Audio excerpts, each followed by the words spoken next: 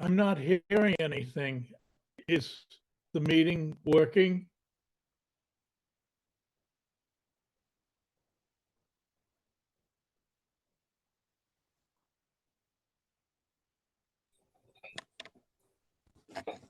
Who can see this transcript recording on? I see that this recording, we are recording. Okay, that's good. I'm with the same with everybody else. I can see the recording but can't hear anything.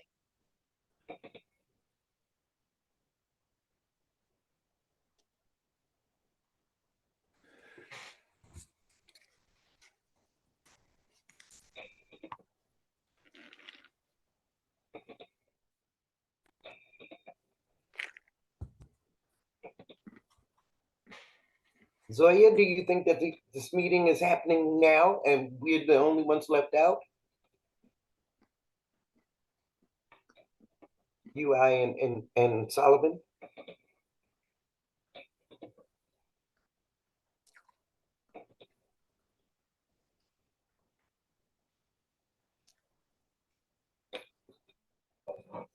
I don't think they've started yet, to be honest with you. Okay. It doesn't look like anyone is even talking there. It looks like there's still people are still coming in and sitting down. Hey guys, we haven't started yet. Well, we haven't achieved quorum anyway. Okay. You want to start. Actually, you know what I'll do? No. What you're trying to get the document. Google Doc. Oh, I got it. Oh, you're trying to. Oh, the one you said. Oh, very. If you can take that link and pop it into the Zoom chat, we'll be fine. Yes. I'm just sending it. I don't know how to. I can't log into Zoom right now. So can I just send it? You log into Outlook right now? He said it's not the fault. No, I don't. It's why I couldn't get the working was city.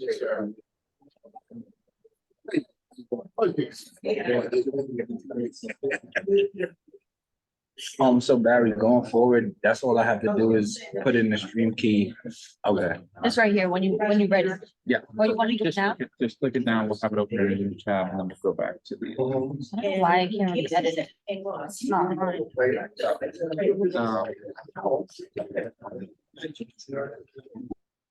We have the document, the agenda on the desktop. I usually just here and then I do the same thing. I'm gonna just Yeah. If you control all the attachments down. What course? Yeah. We're operationally IT-wide, we're set.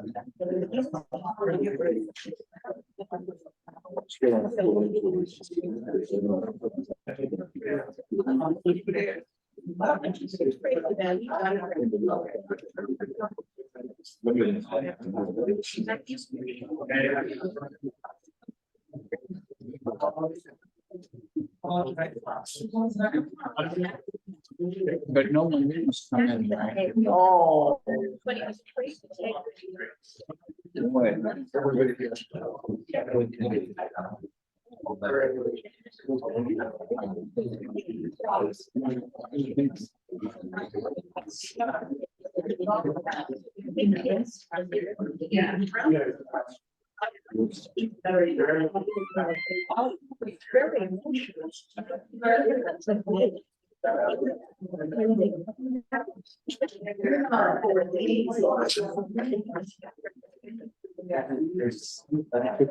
We're 22, so we only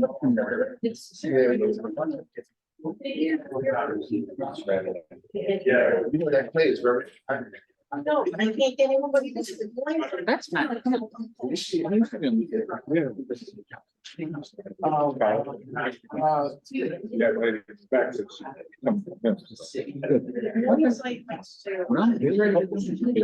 the lawyers. When you're ready, I'll just send it one at a time, but I can't forward it all to many people. Okay, all right. So you are like, so whenever you Good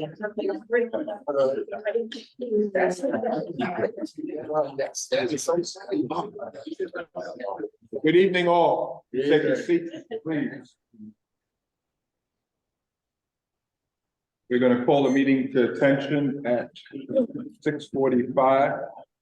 We don't have quorum at the moment, but we want to get the process underway.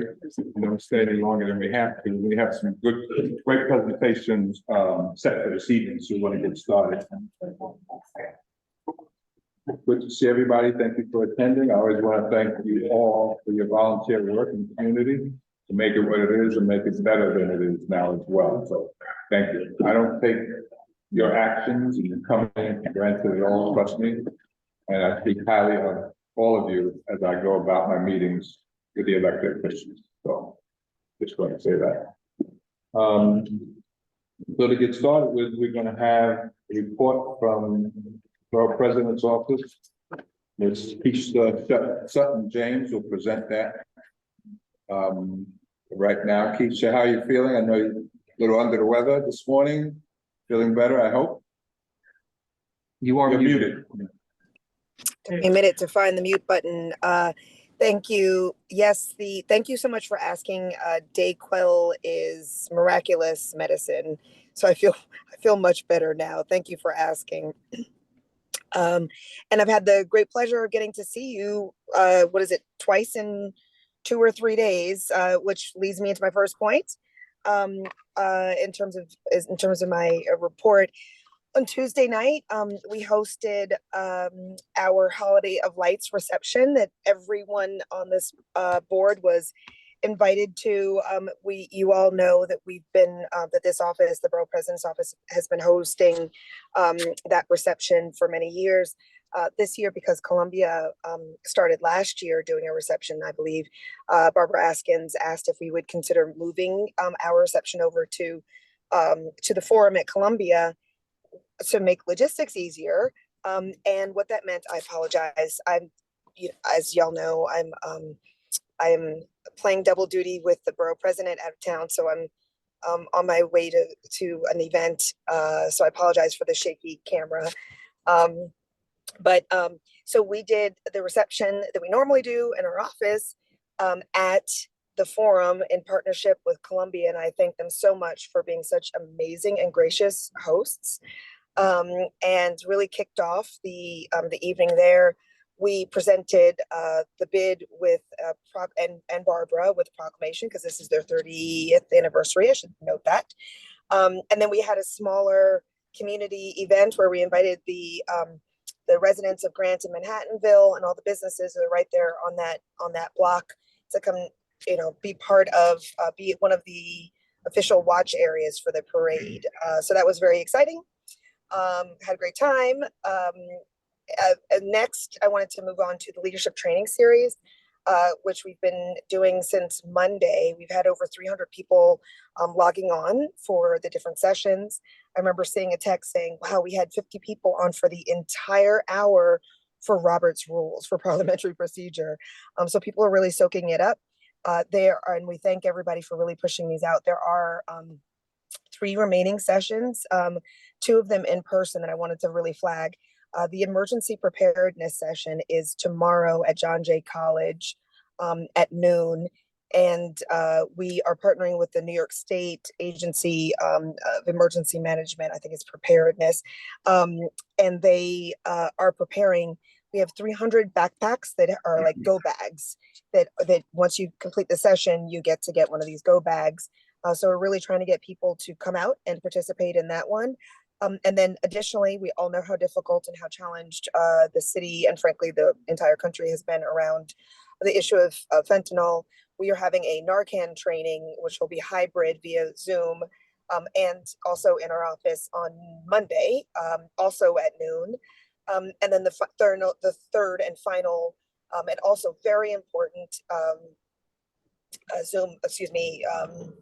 leadership training series session will be on combating implicit bias. And that will be on December 4th at 5 p.m. Moving on, so please, again, we really want board members to come, but it's also open to the public. So we're really encouraging the public to come to any of these sessions because it's a great opportunity just to develop leadership skills. Moving on, we've been doing tons of holiday giveaways. I'm kind of losing track right now. We did at our office yesterday, we gave out 3,500 or 30,000 pounds of groceries. We've given out turkeys. We have 2 more on Monday and Tuesday. All of this information, by the way, is everything that I'm talking about is on our website. So if anybody is looking to come to the turkey giveaways on Monday or Tuesday, please check that out as well. We did another past event, Vets at the Met. We hosted in partnership with Councilmember Powers and Representative Nadler to celebrate and honor our veterans. Let's see, and then I'm just going to say 2 last quick things.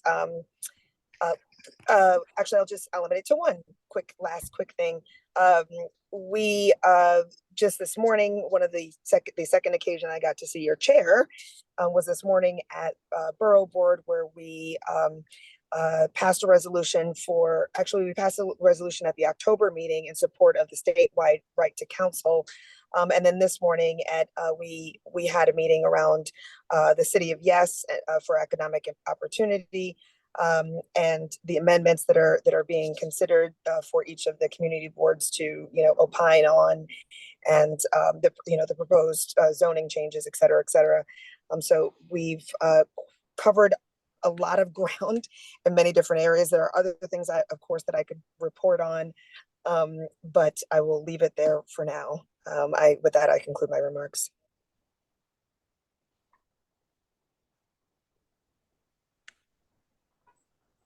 Okay, You guys there? any questions? All right. Thank you, Keisha. I appreciate it. Thank you for having me. Everyone have a great night and a happy Thanksgiving. Feel better. Feel better. Thank you. Thanks. Bye-bye. All right, so One short. one sort of forum. So we move forward. We have a special guest this evening, Mr. Vince Morgan, Director of the HDFC Resource Center at the West Harlem Development Corp. He and I were just speaking just a few moments ago about affordability and housing and things of this nature, and it's very key. The group that he's leading to that. So without further ado, Vince, thank you for coming. I appreciate it. Yeah, good evening, everybody. It's nice to be stationary, you know what I mean, in the car. It's also nice to actually be here in person. During COVID, we all got used to sort of Zoom meetings. Nothing beats being in person and seeing people face to face and just like, having that warmth in the room. So I'm happy to be here. I'm happy to see all of you. I see a lot of familiar faces, and I'm just in this space with the new chair. Very used to become my right brain to talk all the time. A couple of things. We had an event here on Saturday, right in this very space, and we invited board members and directors from HDFC. You all are probably well aware, Community Board 9 is the largest concentration of HDFCs in the city. There are about 220 buildings in Community Board 9. And in Upper Manhattan, Harlem in particular, had the largest concentration combined with over cities, about 1,100 cities, with about 500 or 600 of them, 9, 10, 11, 12. So that's a lot of HDFC buildings. We walk past them every day. The concentrations of them in Community Board 9 had. Local Law 97 was a law that was passed with very ambitious sort of carbon savings measures in 2019, but it's coming now to the point where the law has made it to the place where buildings can have to looking at. Now, all buildings in New York City are subject to Local Law 97. We're specifically tonight talking about HDFCs and what their requirements are. So a couple of things, and I want to be very clear on this. Local Law 97 applies at this point today to buildings over 25,000 square feet. In New York, we've got about 220 HDFCs in Community Board 9, about 55 are subject to Article 321 of Local Law 97, which is the carve out. Article 321 carves out public housing and Mitchell Lima buildings and HDFC as consideration for affordable housing and some of the challenges that they have.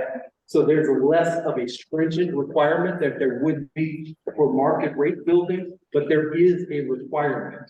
So those 55 buildings that we're talking about, it doesn't seem like a lot, but it's actually a lot.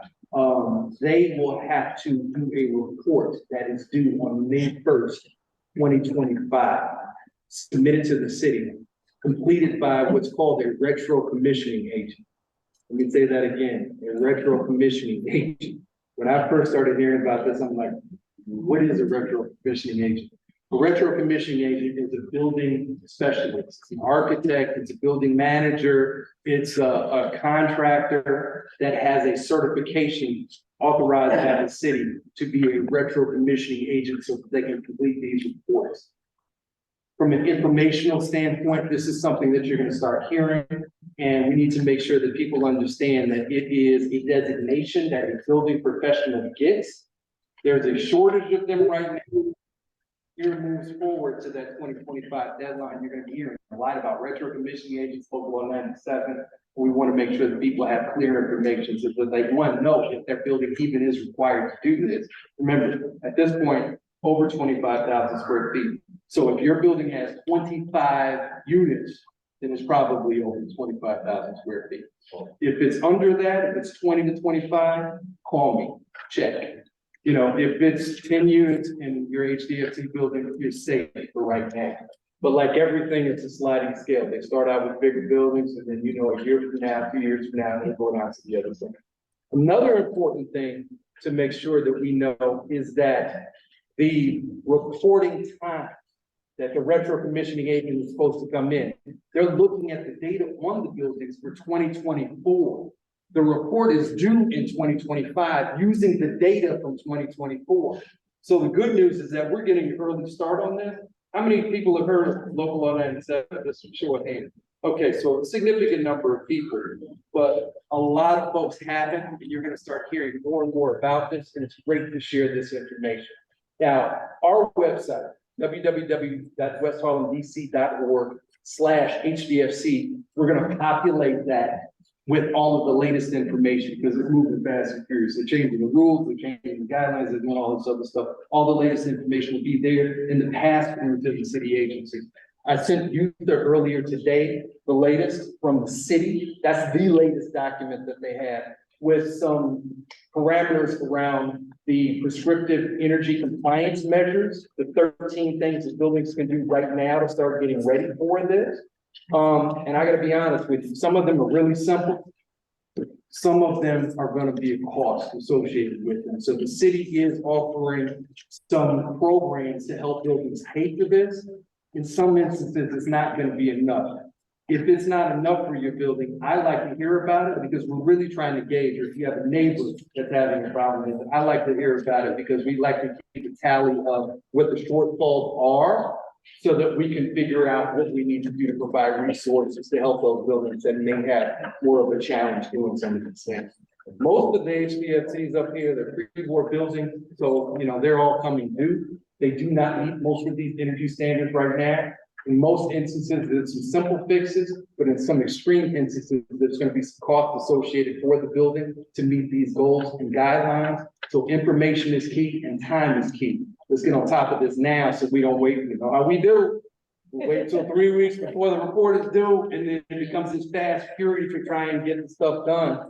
We're early right now, but it's going to take probably this year to get most buildings into compliance and ready to go from there. So with all of that said, my name is Vince Morgan. I'm with the HDFC Resource Center at West Harlem Development Corporation, www.westhardc.org/HDFC. Check it out for information. Got any questions, call me. I have a point person at the city that works with us. It'll probably be easier to get in touch with me than the point person at the city. So go through me and just make sure that, you know, you let people know the HDFCs that maybe need something to reach out. Thank you.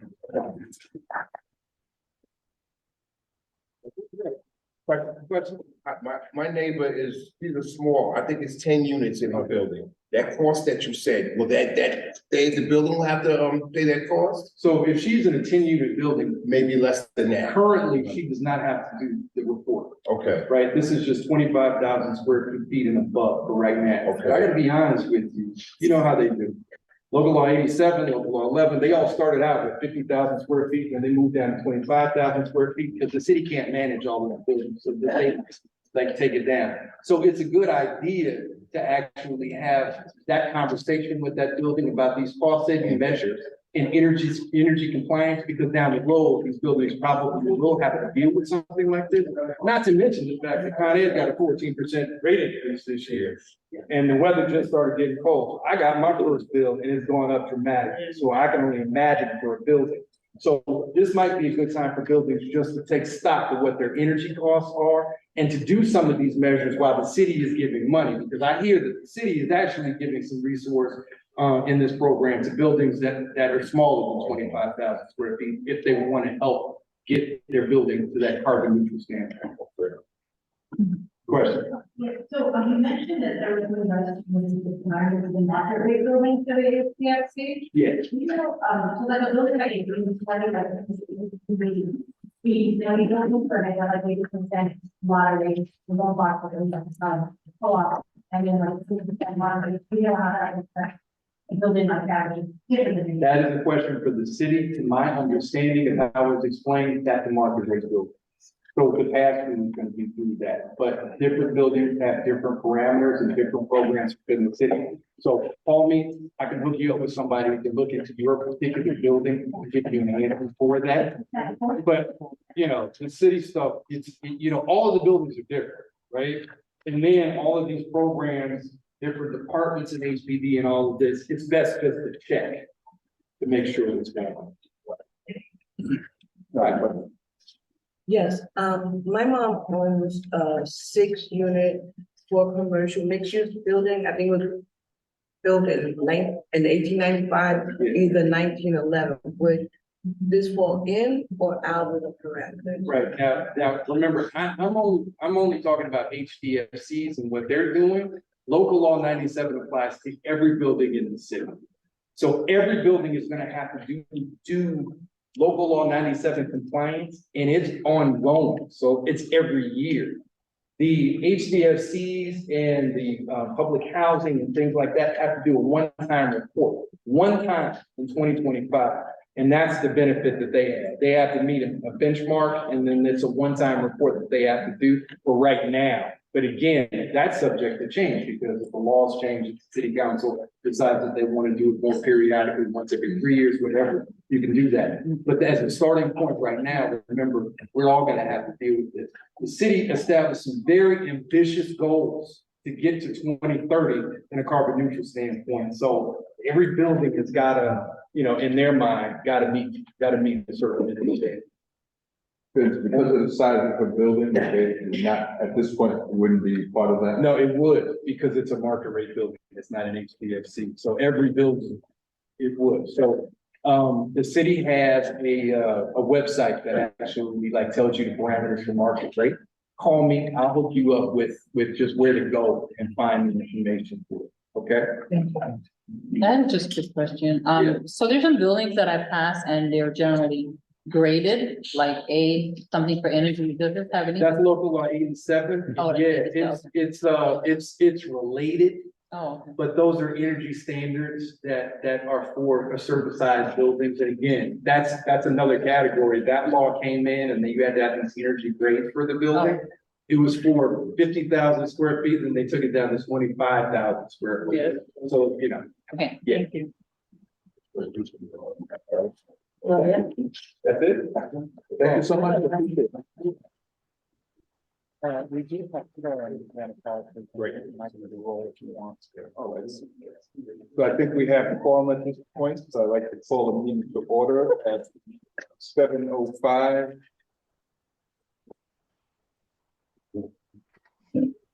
Ready to do roll? Roll call, Harry, please. Sure, April Adams. Present. Joyce Adewume. Walter Alexander, Aquí. Evely Antoine, Jane Arundel, Miriam is on leave of absence, Chris Berry, Yes. Patricia Caldwell, virtual I see. Here, Dan Cohen. Here. Oh, Dan? Oh, Juan Colmenares. Carlton Davis. Sharon Dela Cruz. Marita Dunn. Elizabeth Eastman. Victor Edwards. Lydia Garrison. Here. Daria Hardiman. Monique Hardin Cordero. Present. Lupita Henry. Michael Iglesias. Heather Jason. Pat Watler Johnson. Tiago Kiel, leave of absence. Ted Kovalev, I see you virtual. Tina Lumley. Tina, I know you're louder than that. John Martin Green. Deirdre McIntosh Brown. Here. Alana Mercado. 10 Miles, leave of absence. Dr. Manguia. Reverend Morgan Thomas, I don't see her. Signe Mortensen, excused. Juanito Savalle. Solomon Prophet, virtual. Here. Carolina Ramirez. Tricia Ramos, excused. Annette Robinson. Amir Sadehi. Here. Clayton Sanford. Here. Carolyn Thompson. Here. Hugo Fetzko Torres. Edwin Torres, leave of absence. Liz White-Pecos. Francina Waring is online. I saw her. There she is. Although your camera will need to be on for attendance to be counted. Barry Weinberg is present. Shanika Wilson. Present. And at least you. Yeah. All right, that's one. Great, thank you. Motion. Motion to adopt the agenda. Moved by Second. Shanika, Second, seconded by Deirdre. and a motion to adopt the minutes. I vote aye on the agenda. Sorry. Adopt the minute. Second. Second. Walter. All in favor? Aye. Any opposed? Great. All right. Moving forward, next presentation, Manhattan Outreach Consortium given by Tamara Felix. Ms. Felix, are you online? Ms. Felix, you can unmute yourself. Good evening, everyone. Yes, I am. Am I able to share my screen? One moment. Okay. And the PowerPoint presentation is in your packet. All right, you should be able to share now. But you're muted.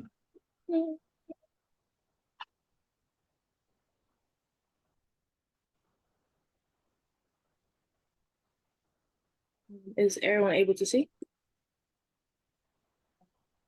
Yes, we are. So good evening, everyone. My name is Tamara Felix. I'm the Community Affairs Coordinator from the Manhattan Outreach Consortium. For starters, I just want to get a little background history. We are funded by the Department of Homeless Services. We cover 4 catchment areas of Manhattan, which is Breaking Ground, CUCS, Uptown Goddard, and Downtown Goddard. Downtown Goddard cover 23rd and below. Breaking Ground is 53rd and to 63rd. Then it's Uptown Goddard, and then CUCS, which is CB9 catchment area. So street outreach, we canvass 24/7 and 365 days. During this time, we are providing placements, doing collaboration with medical and psych services. Once on caseload, we do work on permanent housing and getting individuals connected to transitional housing, and from transitional housing into permanent housing. Once we are connected with clients, we do provide them with any service they may need, whether it's just treatment or just getting any type of financial benefit they may need. Also, they are assigned a case manager, and this case manager is with them till they find permanent housing. So a day in canvassing, normally we are in this vehicle that you may see on the left-hand side. It's usually 2 people in the car that is canvassing at the time.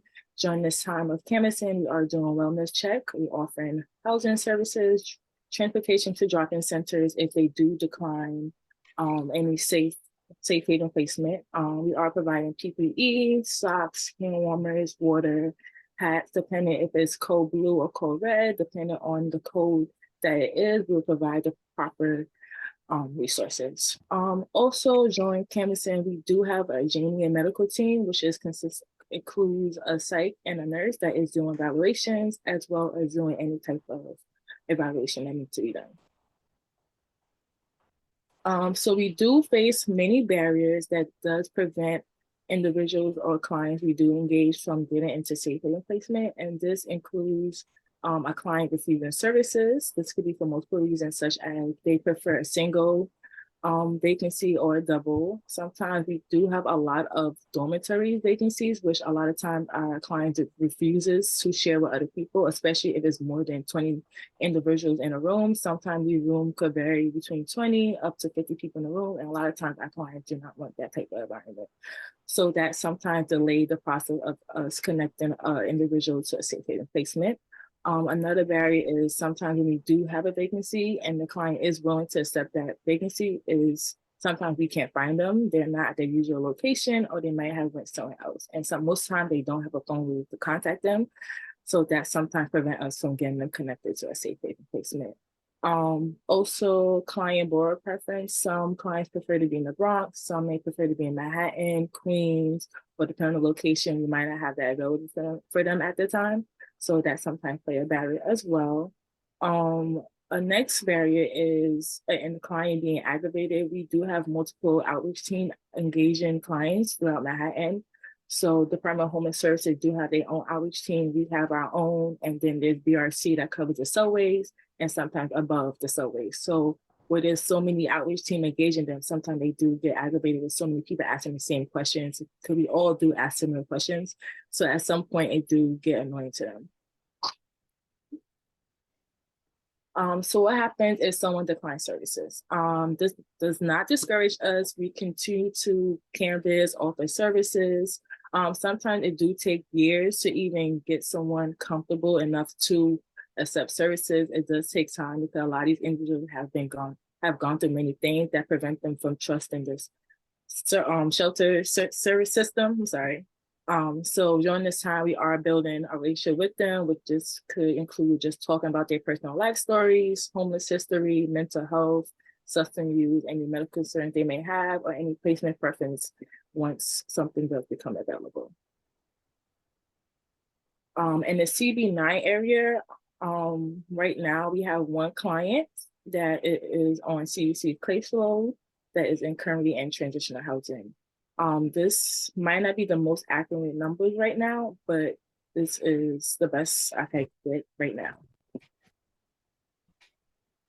We do work with different communities, businesses such as 311. Once you put it in the app for a community complaint, the 311 does come to the team that the complaint is currently in. So if it's for CUCS, one of our team members would get it and they will respond in that 311 call within 2 hours. We do work with parks.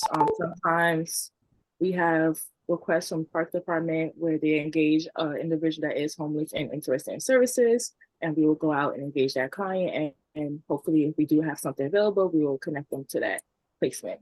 We do work with churches. We currently do have 2 church beds,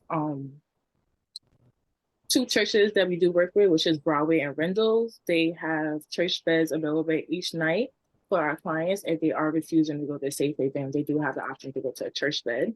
We do work with hospitals. A lot of time there are clients in a hospital and they are due to discharge within 2 weeks to 3 weeks. And hospitals that does have social workers, they do reach out to us to see if we have anything available that once they are discharged, they could be placed in a safe haven. We work with community boards, and we also work with neighborhood groups.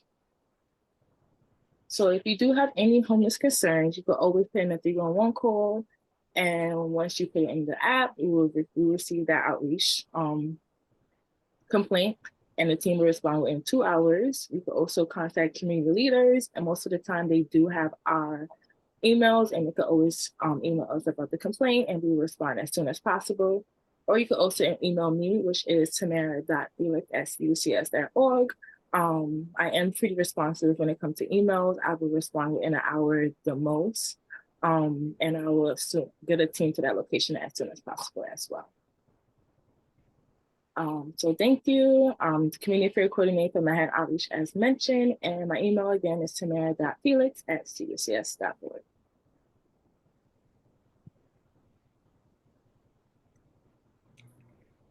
Thank you so much, Ms. Felix. I appreciate the presentation.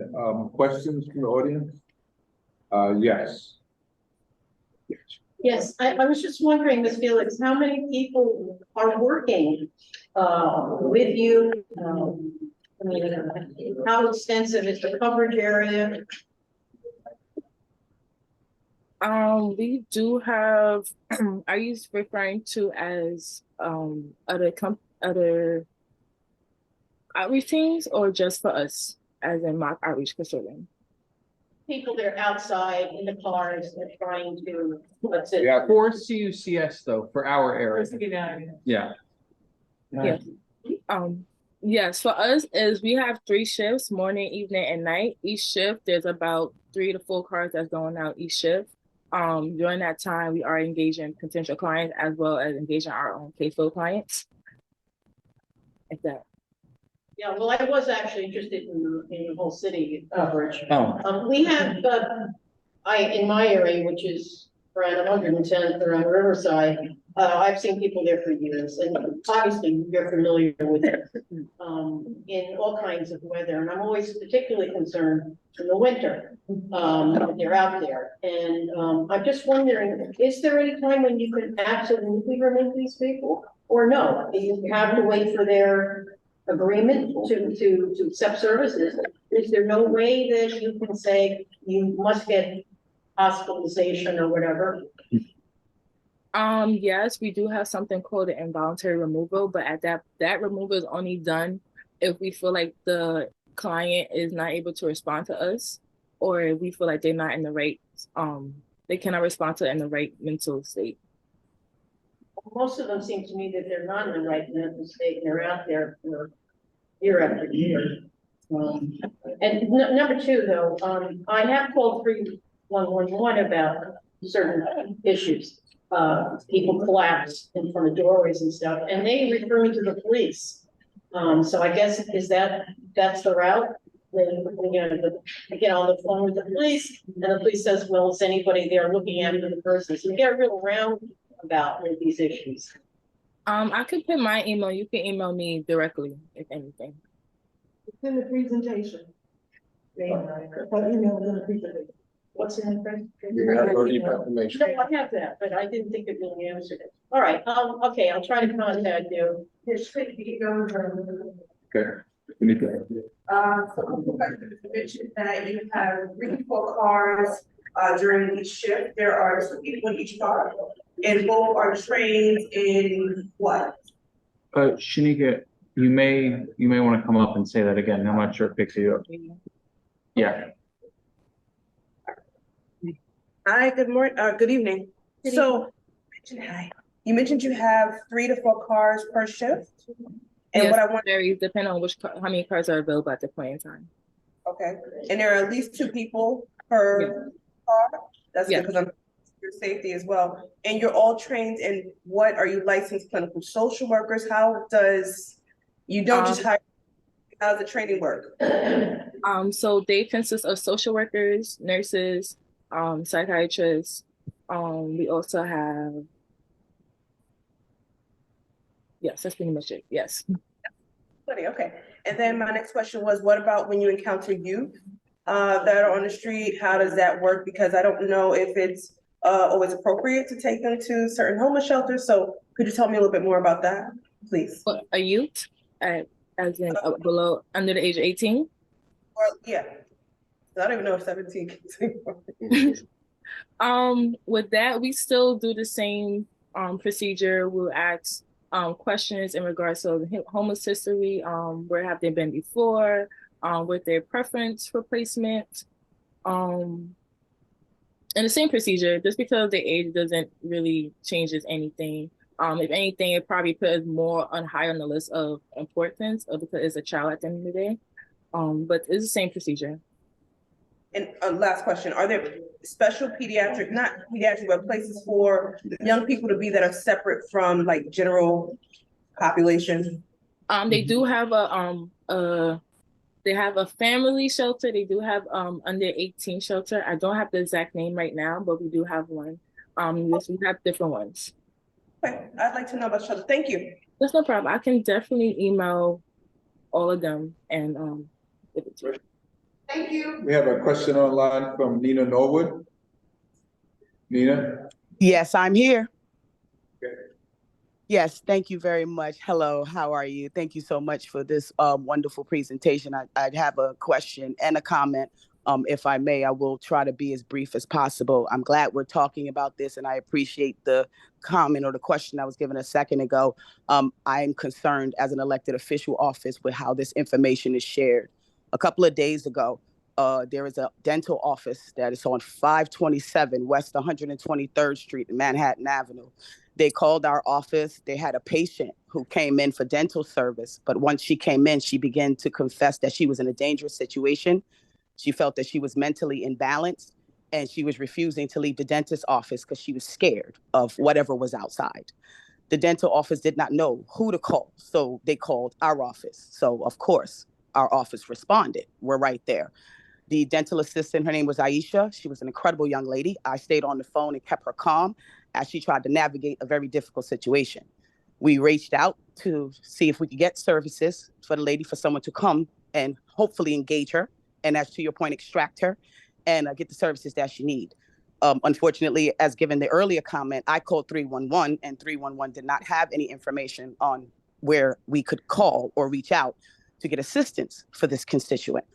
I proceeded to email again and say, okay, we have her waiting. We kept her calm. We kept her calm and engaged while we reached out, not to scare her any further than she already was. And she did great. Collectively, we waited about 4.5 hours for someone to come and try to engage her. Finally, we did the best that we could, but unfortunately she had to leave, and then they contacted her later. So we were very concerned for her safety. We were very concerned for the safety of the dental team, and we're very glad that everything went well. But there may be a time where it doesn't. So I would like to connect with you. Thank you very much for all your information. I would like to provide it in our office, share it among our constituents, so if anything like this ever happens again, they have who they can reach out to for immediate response and help. So thank you very much for that information. And I would like to share mine with you as well. Yes. Thank you.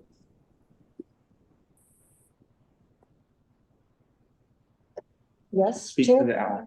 So given that situation that Nina just shared with us, and I'm glad things ended on a fairly good note.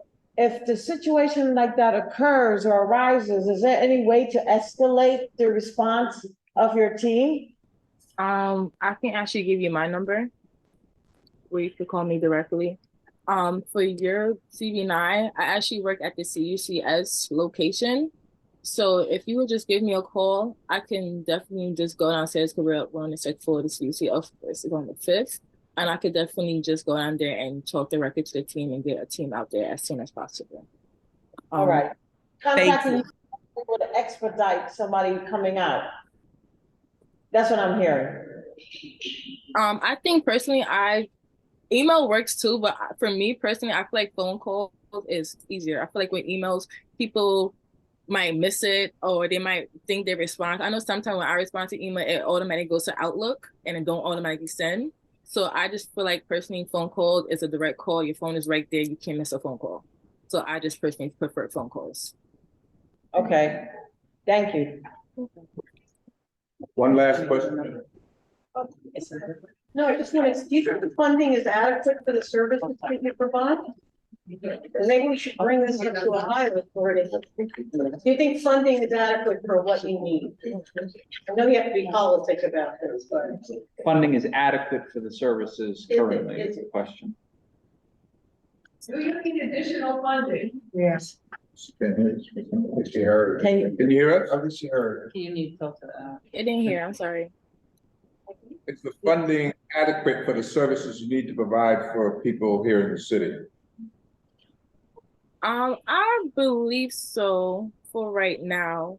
I think our only problem is sometimes we do have a high caseload, so sometimes it could be challenging for the team just to make sure they get to everybody. So I feel like that's why sometimes it's difficult for people to get to a certain client that we might need to engage due to a community complaint, due to time and trying to get to everybody within those multiple 311 calls or the multiple complaints you may receive within a day.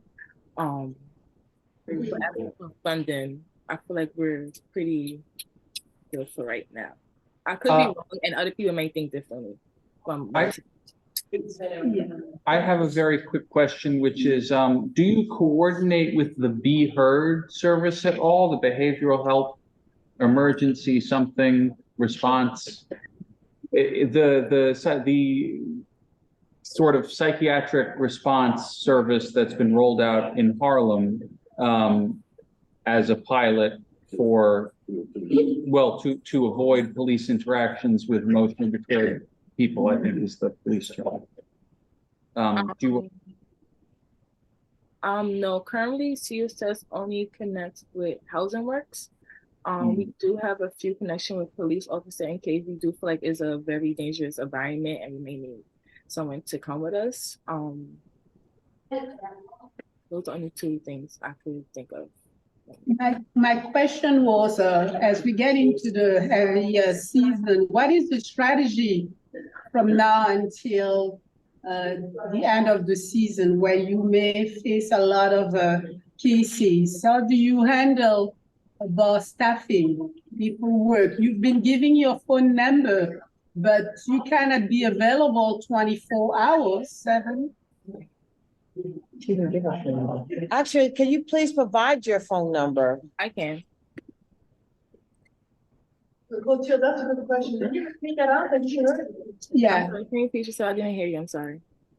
Did you hear me? No, you could repeat it for us. Okay, so I was saying that as we get into a season where your service will be highly needed, and I've heard that you've been giving your phone number. Are you available 24/7?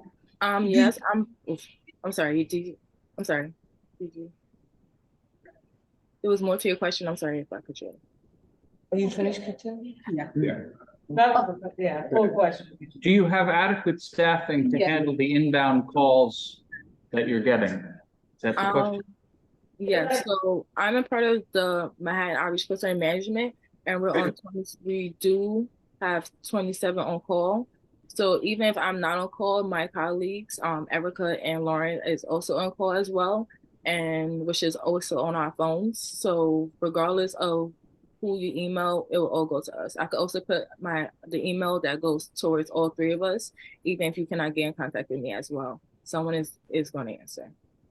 So as the weather changes and we go into the colder season, are there more people to be available because things might increase? I think that was part of the question as well. Yes, it's considered cold blue season.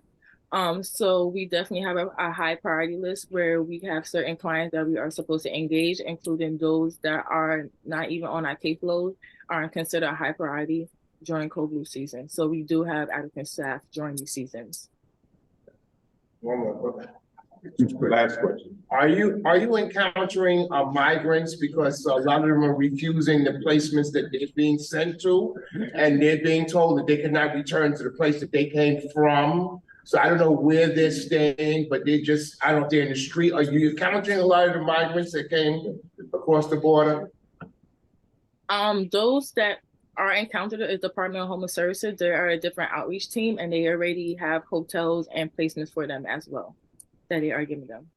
But the mayor said the other day that if they refuse the housing that they're sending to, they can't go back to where they came from. So it sounds like they'll be in the street. I mean, you know, they wouldn't have any place to go to. To your knowledge, I know you know, maybe giving you a bigger question.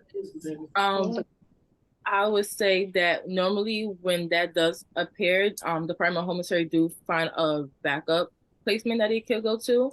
Normally how it works is Manhattan Outreach, we are assigned a certain amount of placements per day.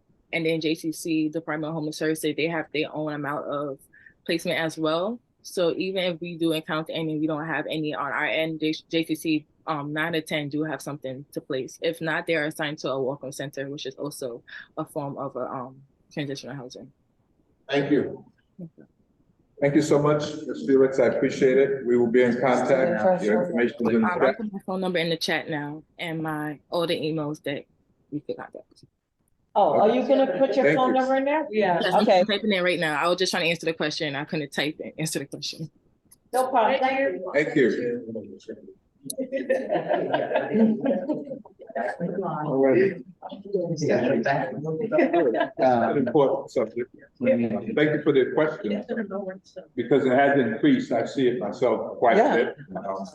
It is. So we will work with this organization and others, Borough President's office, to see what we can do to help out. Yeah. All right?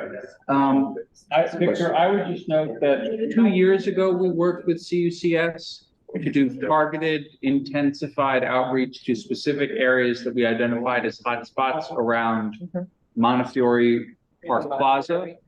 And that was very successful, but it took a while and it was labor intensive. And so, you know, if there are specific issues that we as a community board know, having follow-up conversations with CUCS has been very helpful in the past, and we should share what we know on the ground with them to address those issues. I have to say, this is a national issue. It really requires a national response from our politicians. It's been going on for 40 years. We're old enough to know that, but it's gotten very bad when it's tough. Yeah, absolutely. Thank you.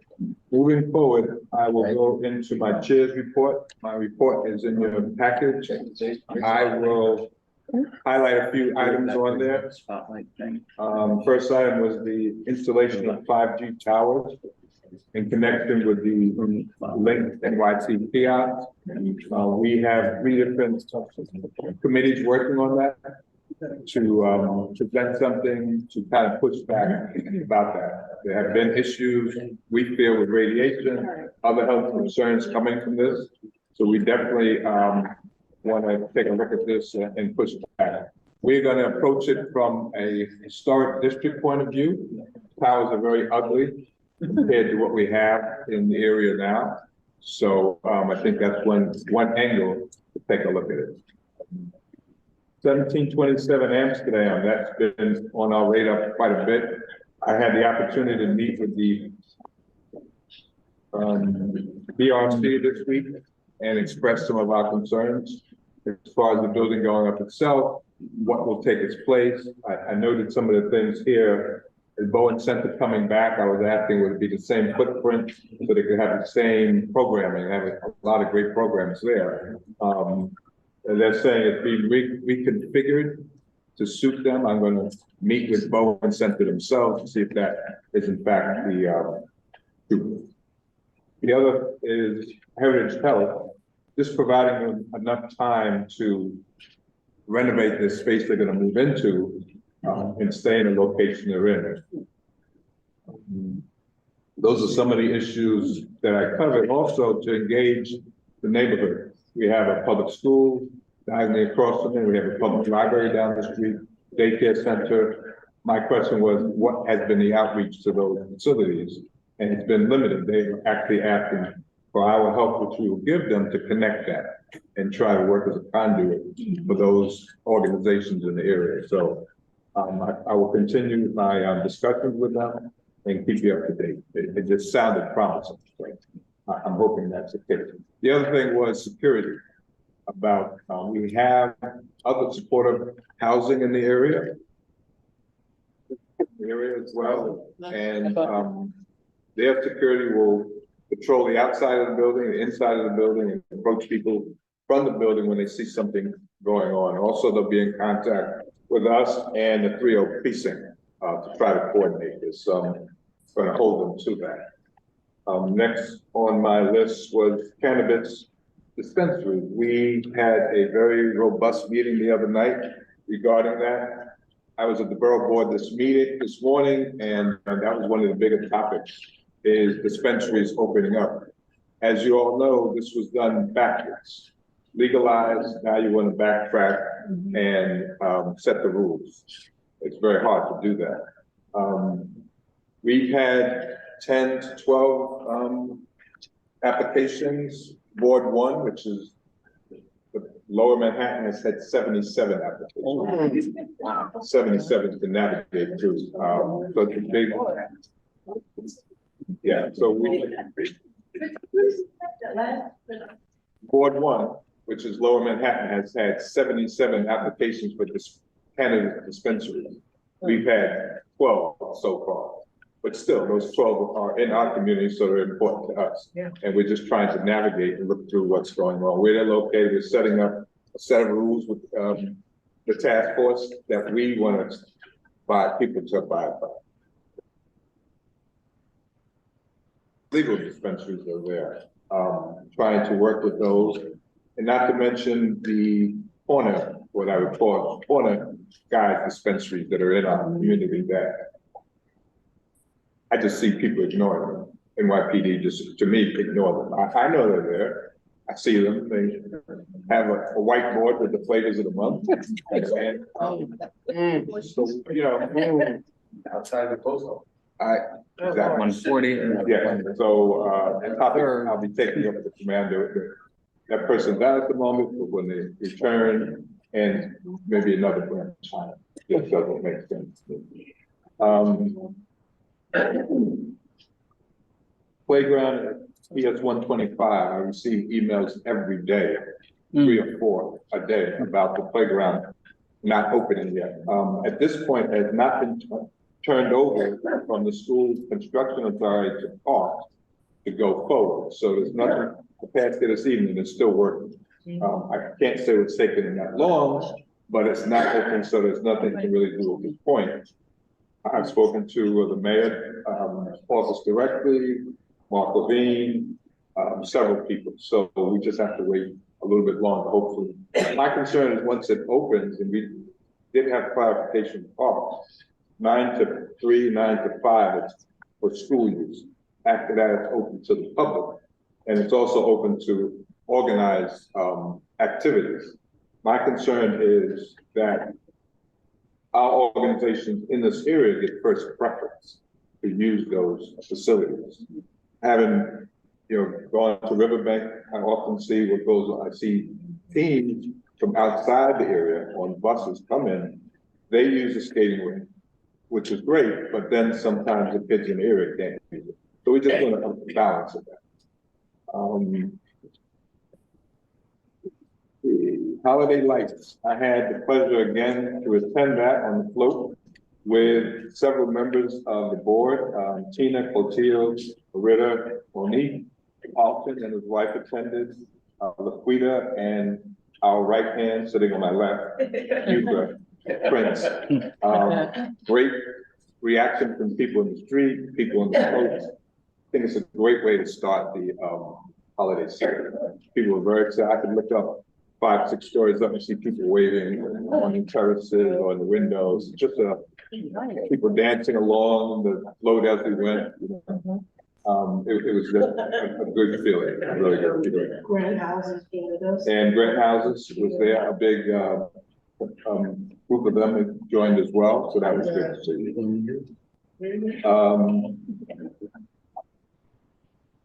And Madison was also with us. Sorry.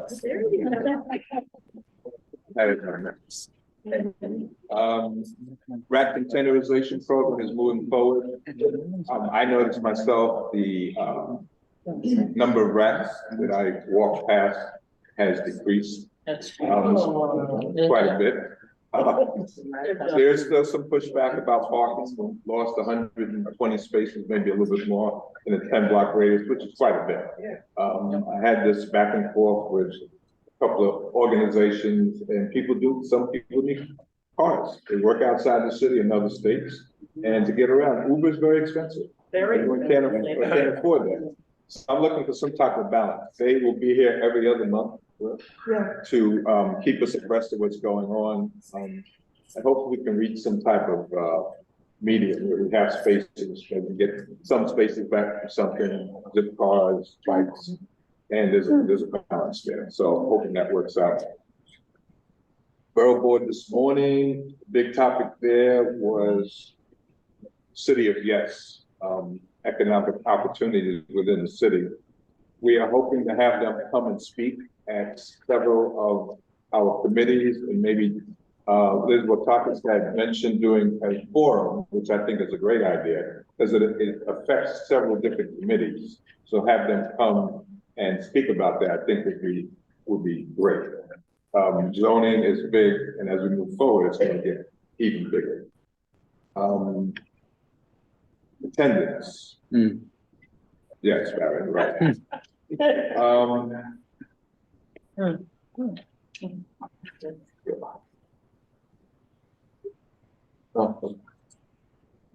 In order to vote, you know, we have to have an in-person forum. As you see, we sit here and count as people come through the door. It's important.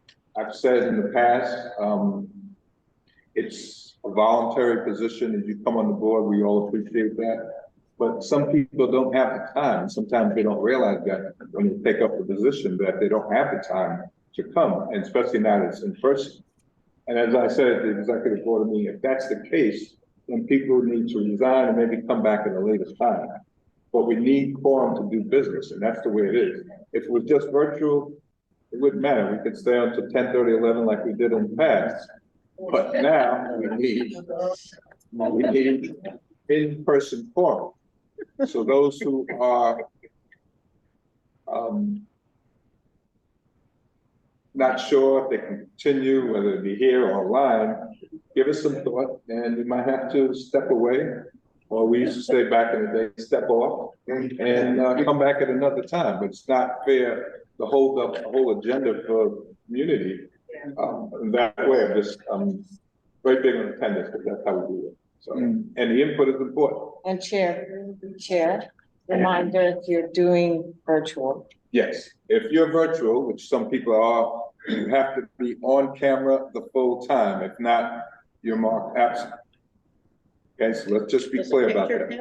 No, a picture does not count. Okay, you're on there, boy. It has to be. Well, I hope that doesn't mean that if my internet, which was just interrupted, is going to count me absent as it went out and had to come back in. Okay, no, we see you on camera, just. Okay. You will have to be on camera, thank you.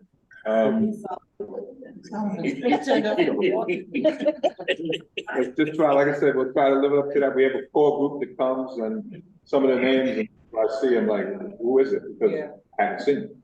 And review the bylaws for attendance. We will be reviewing that very shortly.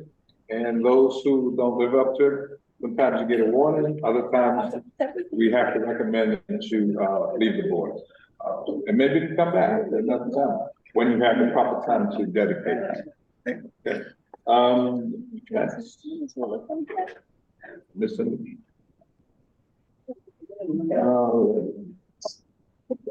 Our art and culture committee was working with several organizations to get space at Columbia University. In the CBA, they were supposed to allot us 5,000 square feet of artist space. I met with them this past week, and we're getting very close to that point. I'm very happy for that. What's called Arts Alliance will be, running that to a great extent in conjunction with CB9 and having space, gallery space, performance space, and office space. That's great. Yes.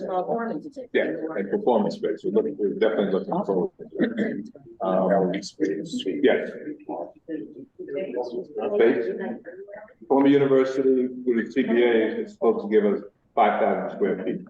So we're getting close. We're talking about it, but we're getting close.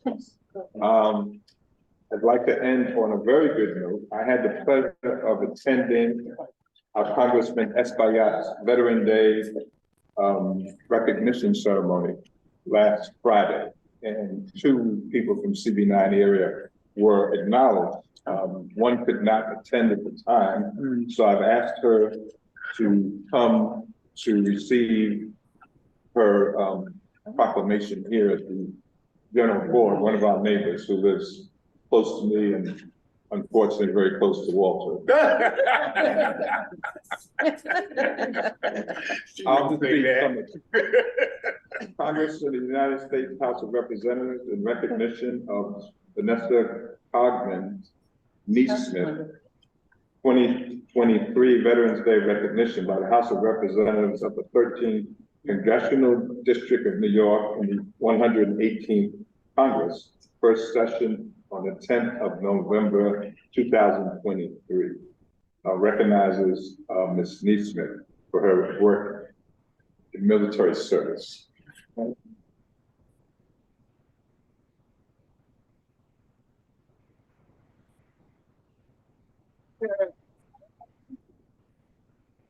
Awesome, awesome, very nice.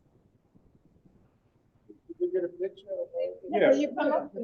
So I had the pleasure of accepting on your behalf.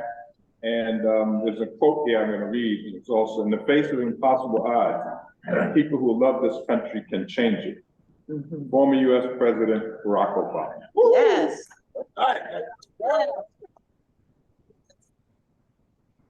Oh, wow. So much. Thank you for your service. Yes. Wow. All right. There you go.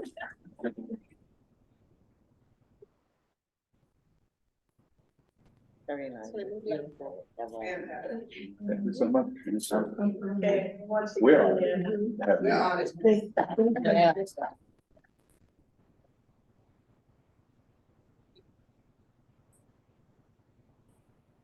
All righty. Okay, at this time, our public advocate, Imani Williams, is online. We're honored to have you. And the floor is yours.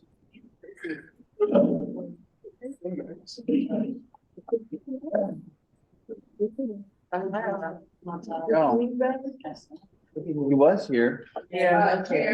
Yeah. You know that was work for me in person. Yeah, amen. Yes. Oh, shit.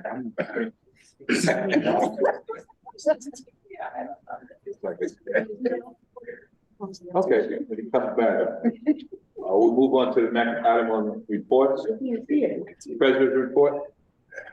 So good evening, everyone. The treasurer's report is in your packet. And for this month, our expenses were basically on supplies, storage, office equipment, and maintenance and rentals, as well as cleaning services. I also want to thank the committees that have submitted their district needs statements for FY 25. Thank you all for working so diligently on them. And I'll leave the rest of it to you guys. Report. Thank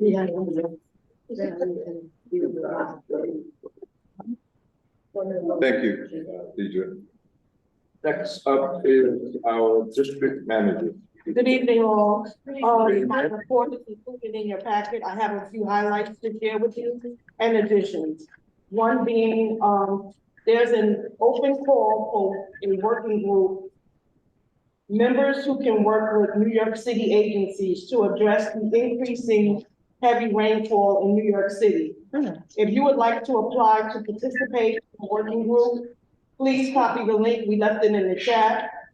The working groups will be co-facilitated by city agency staff and partners from a community-based organization or local non-for-profit.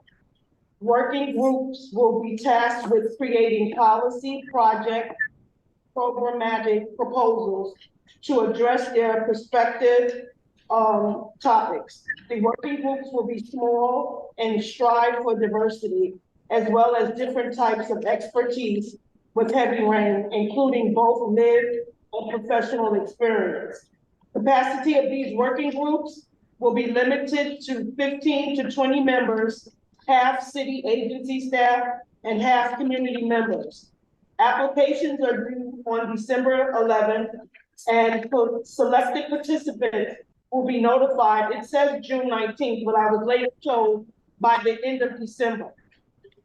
Those working group positions are volunteer opportunities, are not official appointments by the Mayor's Office of Climate, Environmental Justice, New York City Department of Environmental Protection, or the NYC Mayor's Office of Housing Recovery Operations. The public advocate act. Oh, okay.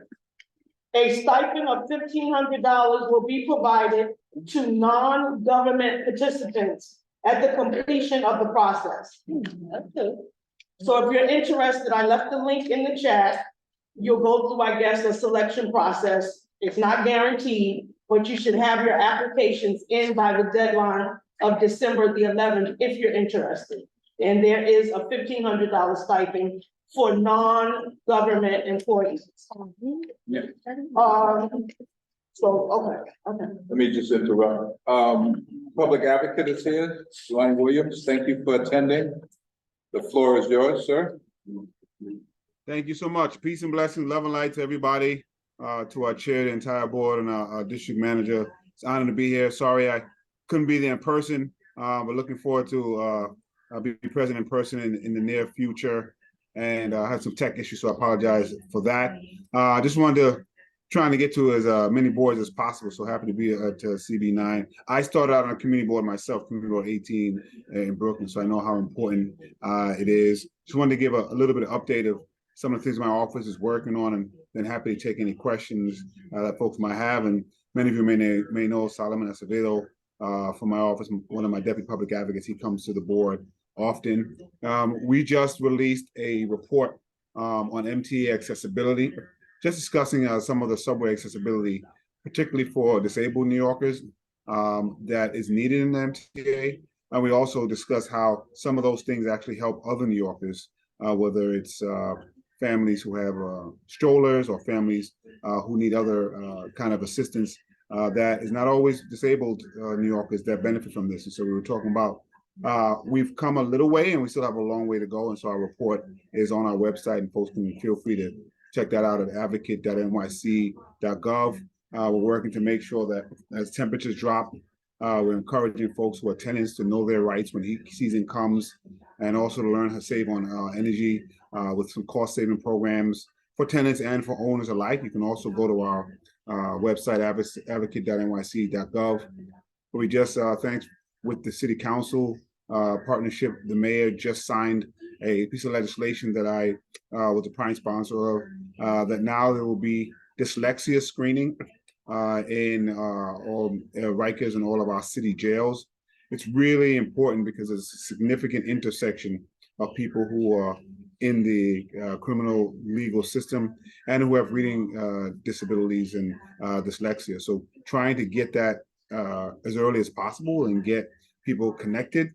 Not being able to read sometimes limits the chances and the choices that you make. Because we think it's really important for public safety, for people to know what's wrong and get the assistance. I myself, for folks who don't know, I have Tourette's syndrome and ADHD. Once we were able to name that, it took a while in the 9th grade, it kind of changed the trajectory of my life. So I'm very excited about that bill. You can join us on the 21st for Trans Day of Remembrance. You can RSVP at our website as well, in 2023 tdor.event.bright. For folks who have News 12, every unfortunately, this is if you're in Brooklyn or the Bronx. I don't think it's in Manhattan yet for News 12, but we do a News 12 session every third Monday. We'll be on Caribbean Power Jam, and so if you get Caribbean Power Jam, I'll be on there November 24th at 10 a.m. We encourage folks to stay in touch with our office. You can email gethelp@advocate.nyc.gov or gethelp@advocate.nyc.gov. You can also call 212-669-7250, 212-669-7250. Very excited about something we launched a few months ago, which is a text bot. So now we have a chat bot that folks can interact with. And you can do that by texting hello to 833-933-1NYC, 833-933-1NYC, and that's 1692. And we're on most of social media. You can check out Office of the Public Advocate or just Google Jemima Williams. Lastly, I'll just mention something about the budget. You may have heard there is some draconian cuts being presented by the mayor. There are a couple of things there. One is the mayor incessantly blames our asylum seekers for all of those cuts. It's a little frustrating because it's not accurate. Asylum seekers actually have exacerbated problems that existed. So I don't want to pretend that having to foot the bill for some of the things that are going on with asylum seekers haven't hit us financially. But many of the cuts were going to be proposed before the asylum seekers even came. And so we just want to be careful not to blame human beings that people will get angry at when our services start to get cut. We also don't think the wholesale cuts to agencies are the best way to do it.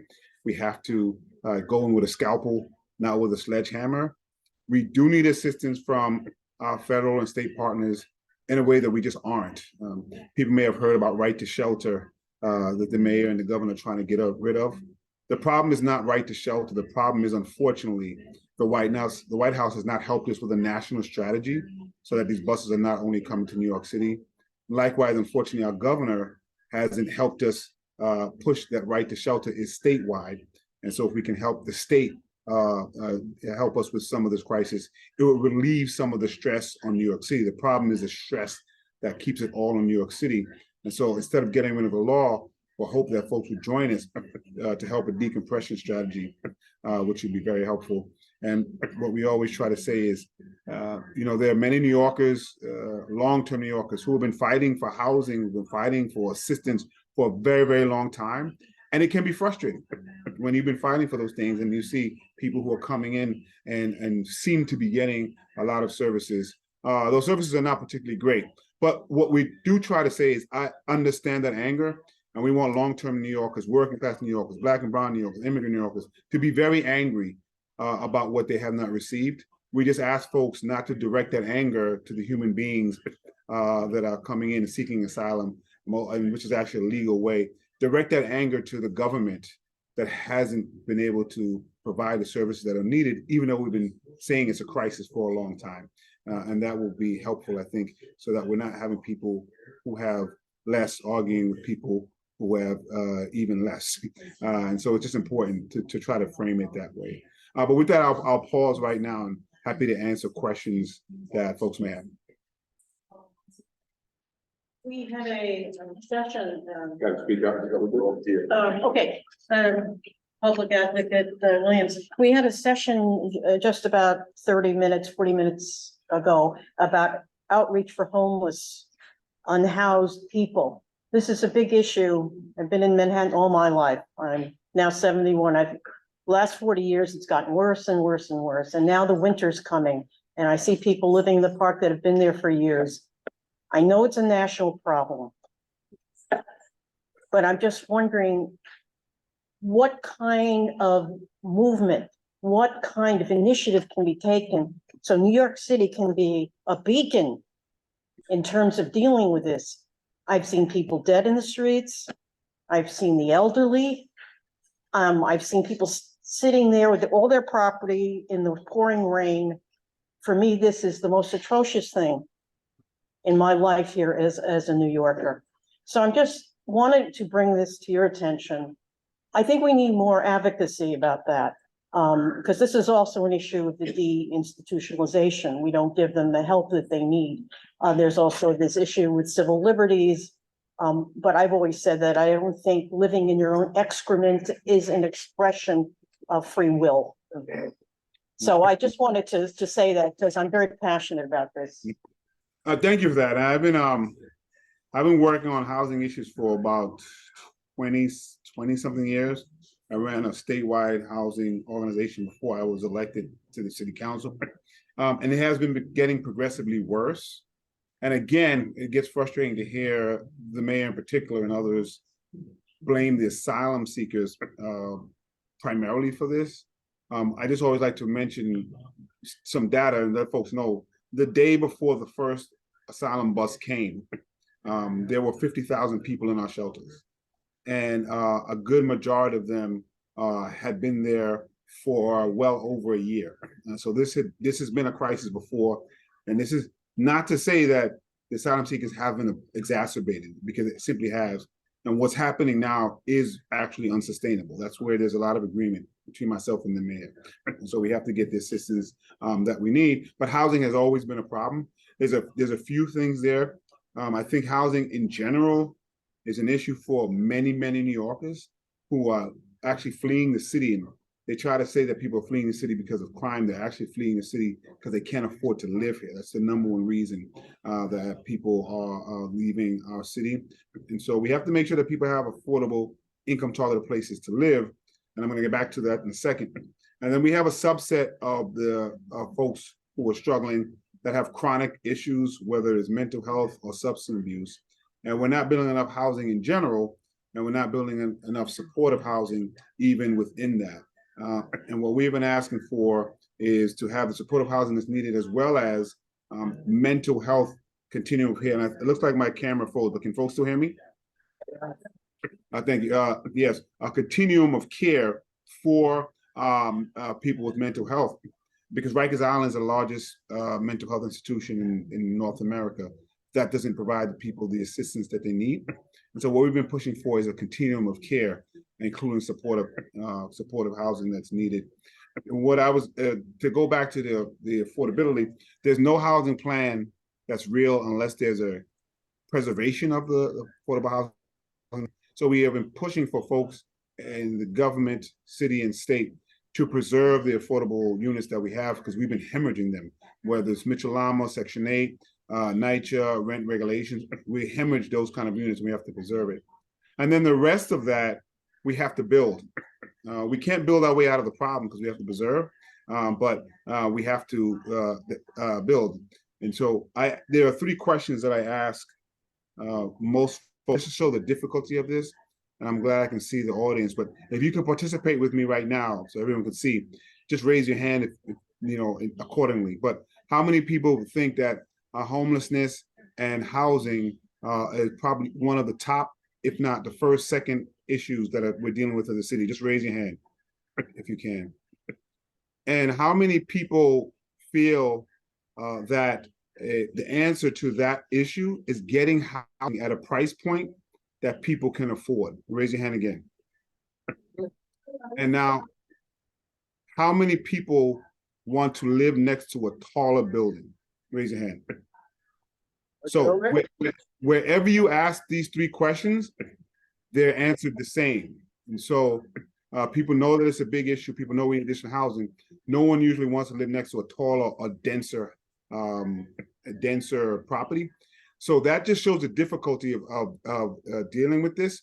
But what we do know is we have to have some density, but we can't force communities to have density without having the conversations. So what we've been pushing is that not to force these communities, but really have a conversation about where as a community do you think you can give up some density so that we can preserve the rest of the community.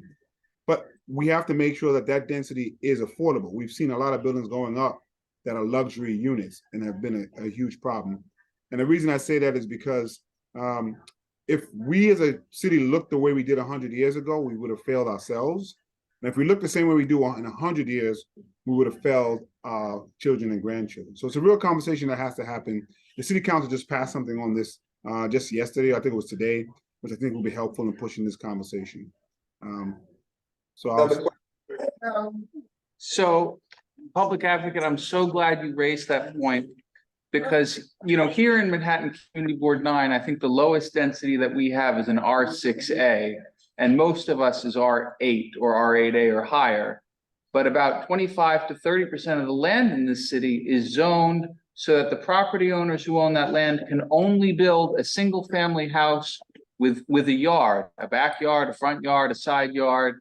And those would be lots zoned R1 through R3. So this community board passed a resolution this year urging city planning to do a citywide text amendment to set all R1, R2, and all R3 designations to be at least as dense as R4 to allow property builders, if they want, if a homeowner wants to add a story or wants to add an accessory dwelling unit, to enable them to, you know, build on the land that they own, and no one's required to do anything, but it gives them the greater right. Because if we have this housing crisis in our city, why would we prohibit people from building something other than a single family home with a yard on land? And so would you be willing to support that push for, at a minimum, raising those standards to R4?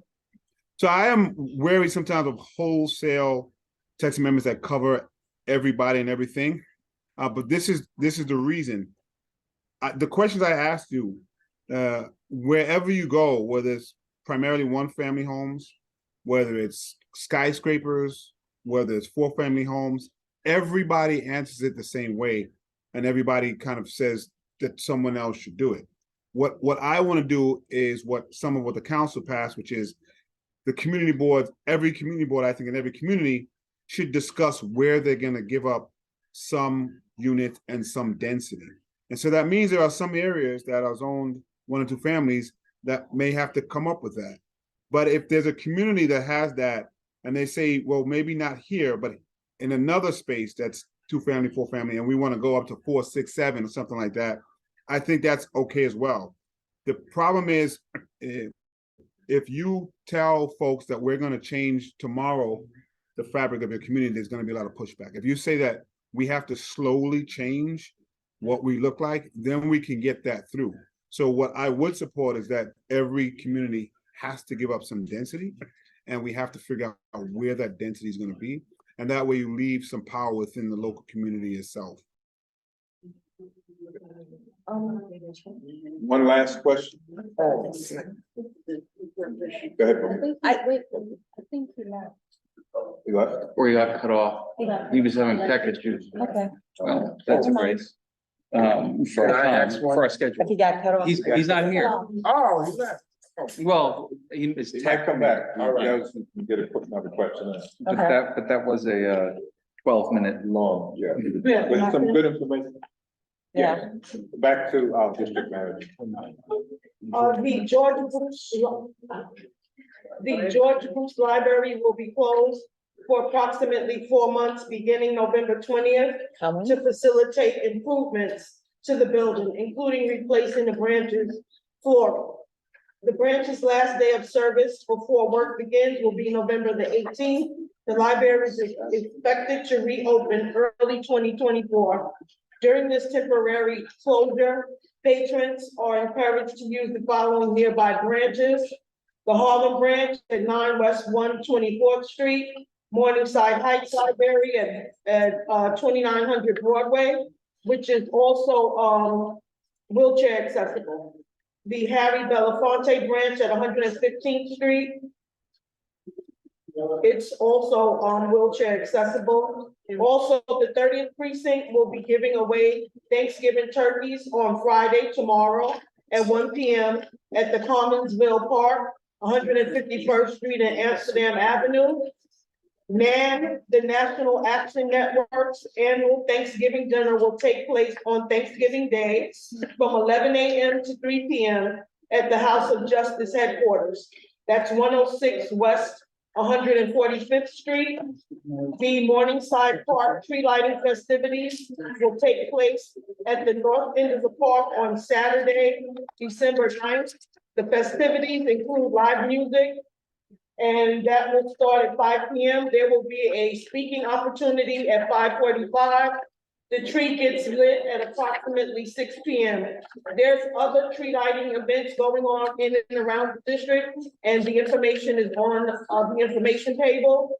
Also, I'd like to share that Governor Kathy Hochul recently signed, and as recent as today, the Clean Slate Act law. This is a victory, as we all know, for thousands of New Yorkers who have been faced with punishment due to their convictions. It's encouraging to see that the governor is supporting people on these re-entry journeys. Last but not least, the NYPD is stepping up on bus lane patrols. Summonses for bus lane violations incur a $115 fine, so be careful. And happy Thanksgiving, everyone. Okay, next up, what's on development forum? Good evening, everyone. Can you hear me? Yeah. But watch the captions to make sure it's picking you up. Make sure you're getting picked up in the captions there. That's how you know they can hear you. Yeah. The owl. Yeah, that's the microphone. I know. But then I'll be blocking you all. It's okay. Don't worry. Is that Can you hear me? Yep. Yes. Okay. Hi, Patricia Caldwell. Anyway, good evening, everyone. I wanted to just give you a brief report from the West Harlem Development Corporation. The corporation is seeking qualified professionals as members of its board of directors. Prospective candidates should demonstrate a significant commitment to the area known as West Harlem through residency, ownership of a business, or employment within the area. Preferred qualifications include, and not limited to, accountants, CPAs, etc., attorneys, any type of legal professionals, those who are proficient in financial investment, housing and/or community development professionals, or an advanced technology. Those are some of the preferred qualifications that they're looking for. If you're interested in applying for membership of the WHGC Board of Directors, the information is in this notice, but you would have to send an email to jobs@westharlemdc.org. And it should include a curriculum vitae or a resume and a one-page cover letter that includes a personal statement and an explanation of interest in WHGC board membership. The full description is on the WHGC website at www.westharlemdc.org, or you can go on Instagram. I don't know how to identify this, but it's on Instagram. So if you look up West Harlem Development Corporation on Instagram, you'll see it. Yeah, please understand. And the deadline for submission, your application is Friday, December 1st, 2023 at 5 p.m. There were the community benefit grants for 2023. The grantees were posted on the website. You can go directly to the website and see that information there to identify who all the grantees were for 2023. The 2024 grant process will be announced in the spring of 2024.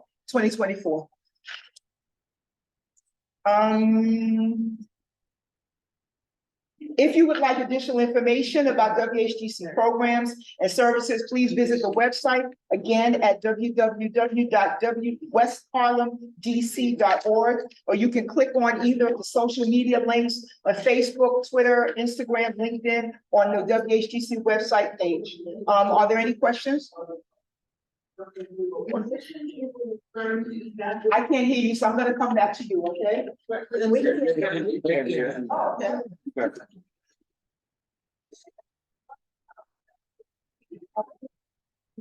This bit, okay, what we were talking about is the board membership on the WHGC board. And if you're interested, you can submit an application, and the process is on the website.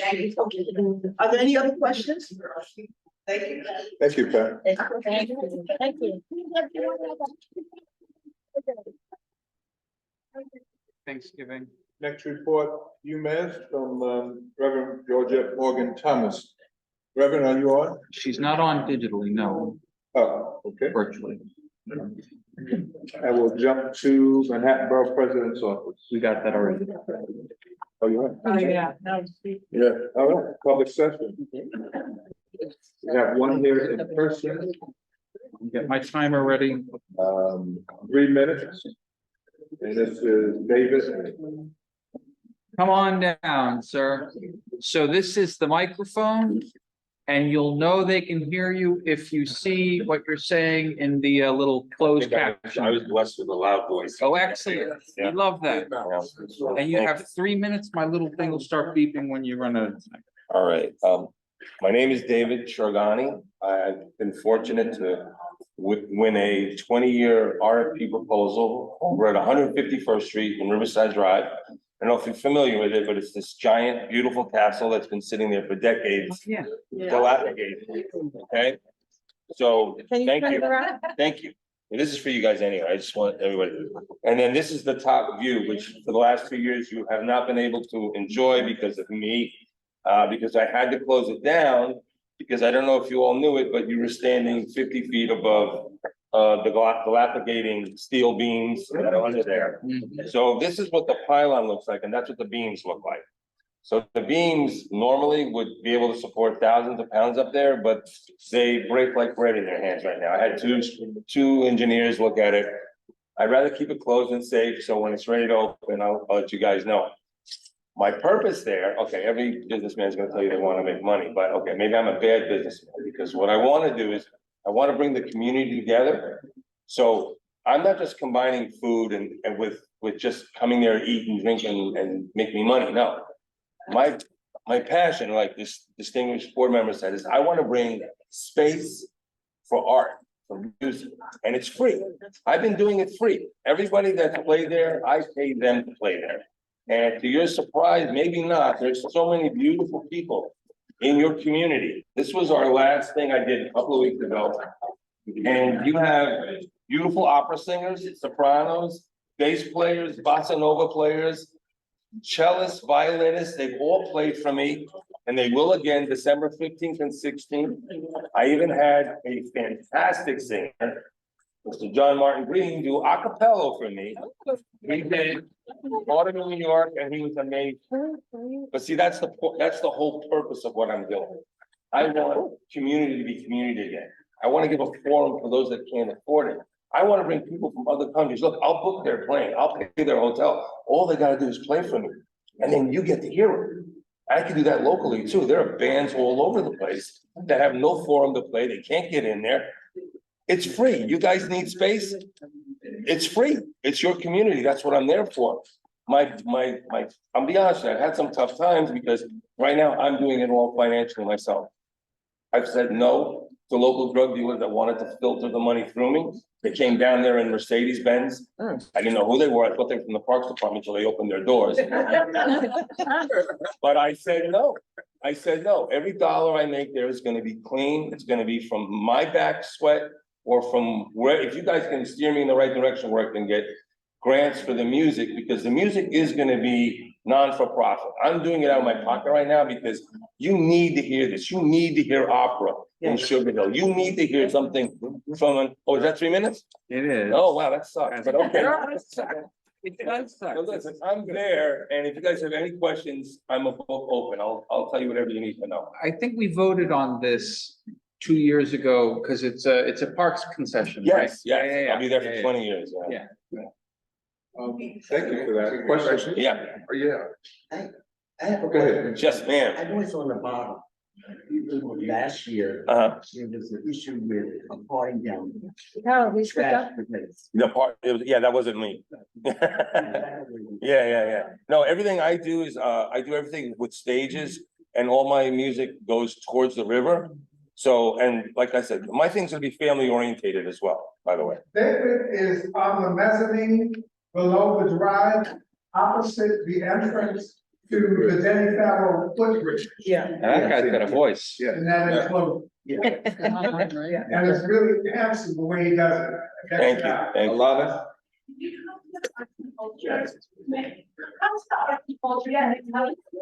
Yeah. Oh, just tell me where to go, I'm there, I'm there. We have your contact information? I hope so.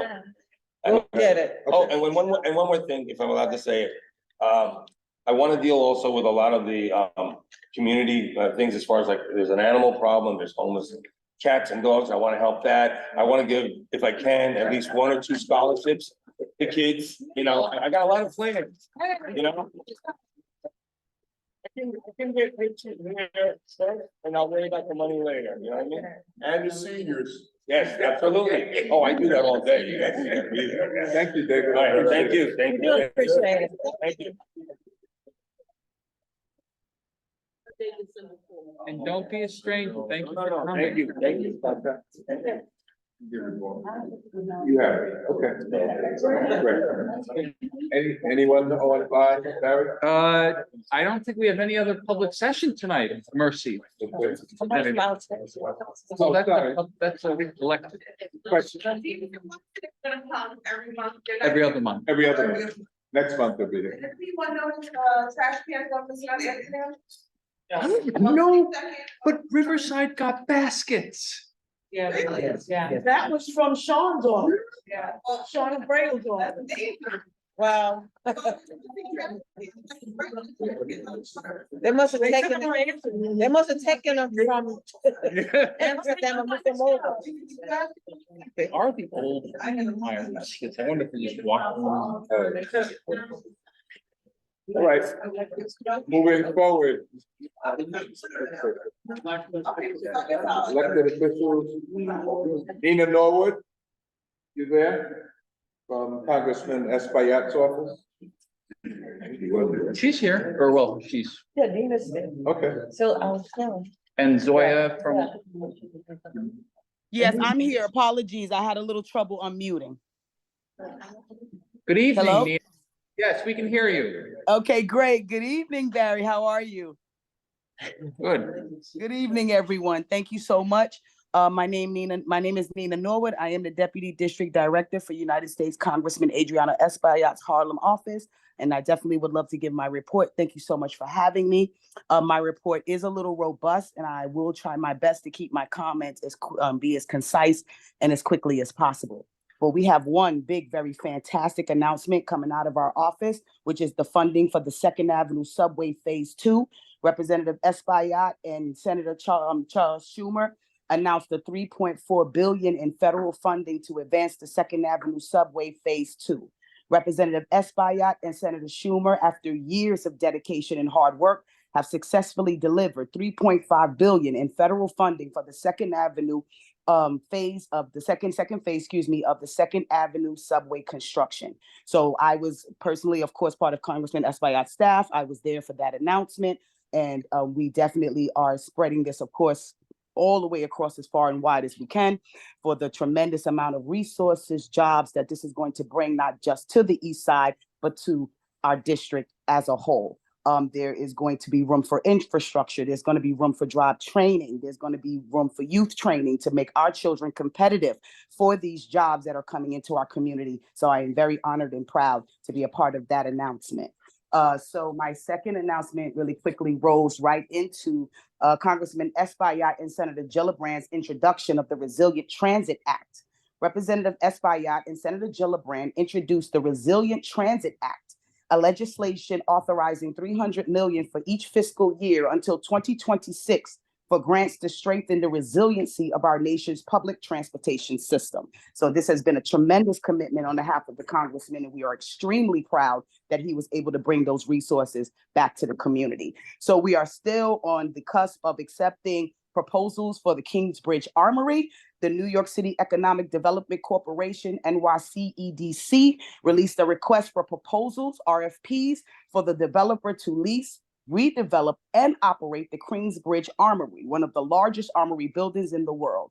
The RFP follows the release of the Together for Kingsbridge Vision Plan and is backed by a $200 million investment by the mayor and Governor Hochul. So the responses are due by the deadline is January 18th of 2024. There is definitely information available online where you can register to put in for your proposals. And we're definitely looking forward for what that's going to also continue to bring to our city.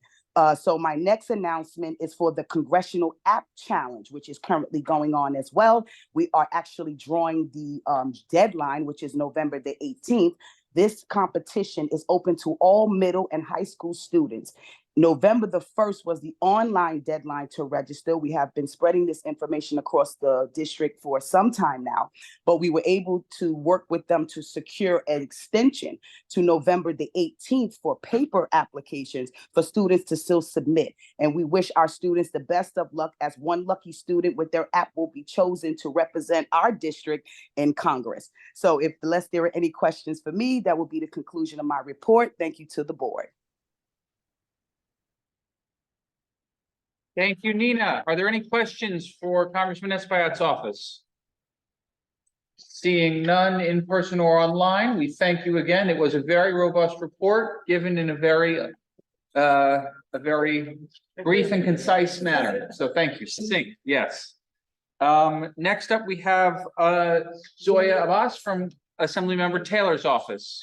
Yes, hello. Hi, everyone. We don't have, at the moment, we don't have any updates from the office, but the assembly member sends his regards and wishes everybody a very happy Thanksgiving.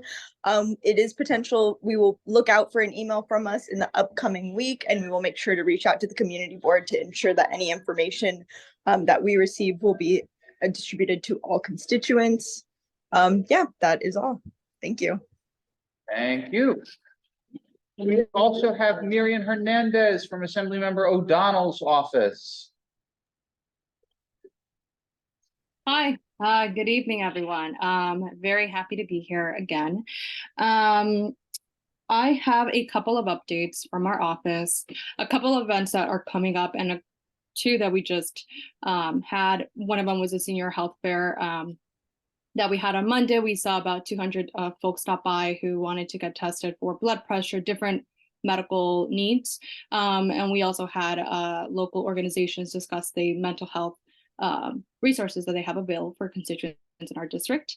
And on Sunday, we joined the Just Housing Committee of the Morningside Heights Community Coalition in a rally at Columbia University's campus on 116th to demand that they keep our neighborhood affordable and to protest their continued expansion into Manhattanville and Harlem and the Morningside Heights community.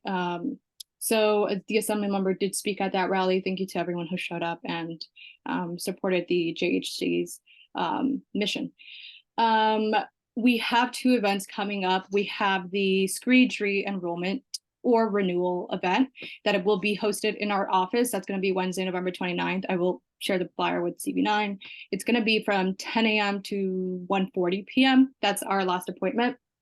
Appointment is necessary. So if you would like to renew your SCREE, learn more about the SCREE program, DRE, or enroll or renew, then you can do that by giving us a call. Our number is 212-866-3970, and I'll put that in the chat as well.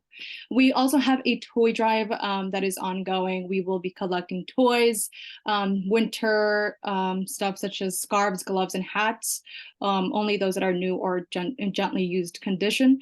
And we are partnering with the Riverside Church for this. So we will be donating those items over to the church. The winter drive is ongoing until December 14th, and we will be accepting donations at our office, 245 West 104th Street, from Monday through Thursdays from 10 a.m. to 4 p.m. But if you have any questions, again, just give us a call. Those are the only updates. Actually, two more things. So we are currently accepting internship. We're currently looking for interns. We have two positions available for anyone who is interested in interning with our office. We have a community constituent position available, as well as a legislative and budget internship position available. So if you know of anyone interested who is interested in learning more about the legislative process as well as the budgeting process, that is one position. And then the other position would be working with constituents, learning more about putting on events for the community and different things like that. The position is open to those who are of like junior level or something similar. That educational background is not required, but we're open really to anyone who's interested in applying, and they can send that over, their cover letter and their resume, over to our office. I will put the email that you need to send it over to in the chat. But it's the assembly member's email, so it's o'donnellD@nyassembly.gov. And we will be accepting internship, these cover letters and resumes until November 30th. So if you are interested or know of anyone, please feel free to send that over. I think that is all for me, but if you have any questions, I'm happy to answer them. Yeah, it's like Mr. Hernandez, from CUNY,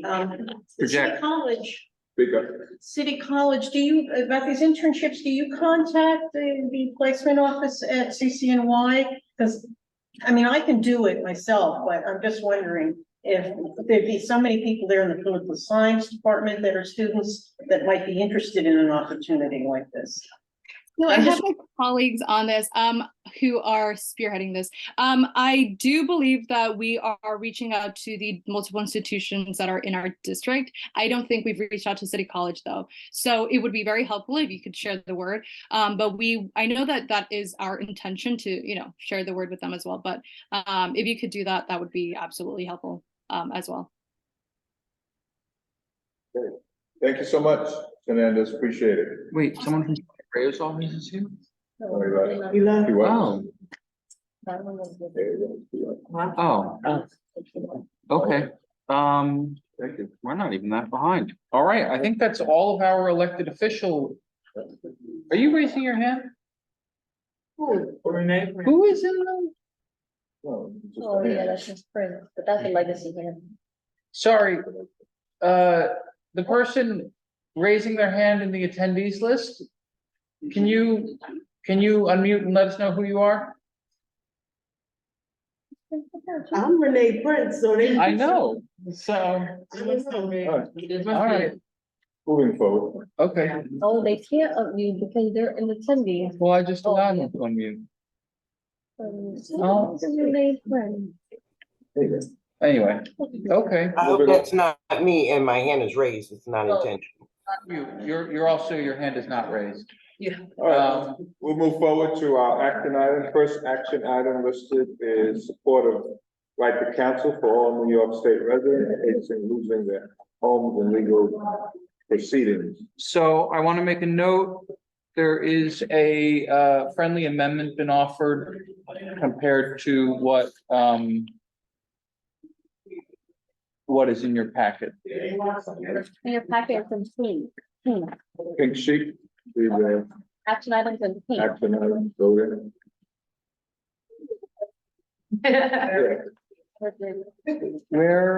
Where is the edit, Heather? Heather? There. Oh, there you are. Where was your edit?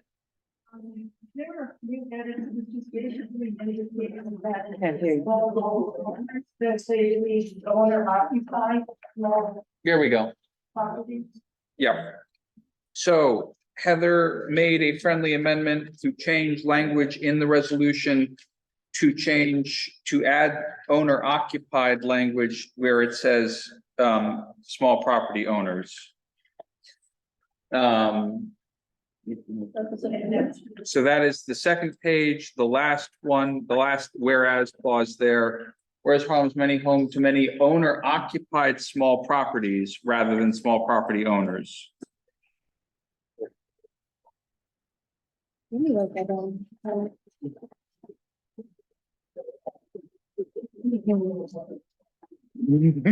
Yes, it is. I apologize. And then at the end, I indicated. This is the whereas clause on the back of the first piece of paper. It's the bottom one, second page.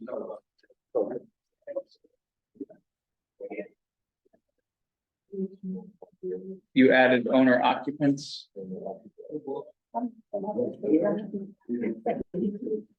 So there's the second page, which is on the back of the first piece of paper. That last whereas now says, whereas West Harlem is home to many owner occupied small properties, homeowners. And then the last therefore be resolved clause says that provide legal representation to eligible owner occupants in New York State instead of homeowners. Okay. And then on the second page, the sixth paragraph, we're at West Harlem, it's home to. Yeah, we got that. And it only says, okay, so in a variety of entities, because a lot of own their properties in different things.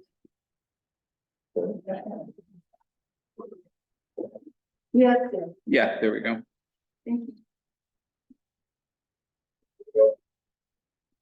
Got it. Barely, please forward us the correct agreement. Yep, it's in the same file. Like, if you click the link, it goes to there.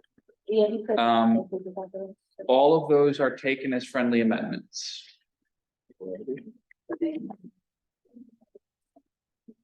Move for unanimous vote.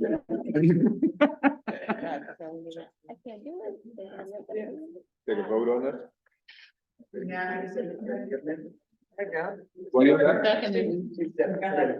Oh, well, Member Robinson, can you repeat what you asked? Unanimous consent.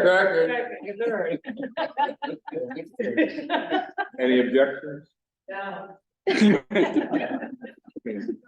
Okay, hearing none. And so you vote on your paper as well. We heard this last general board. That takes us to. Get the license? No, Uniform Services and Transportation Committee. The first one is,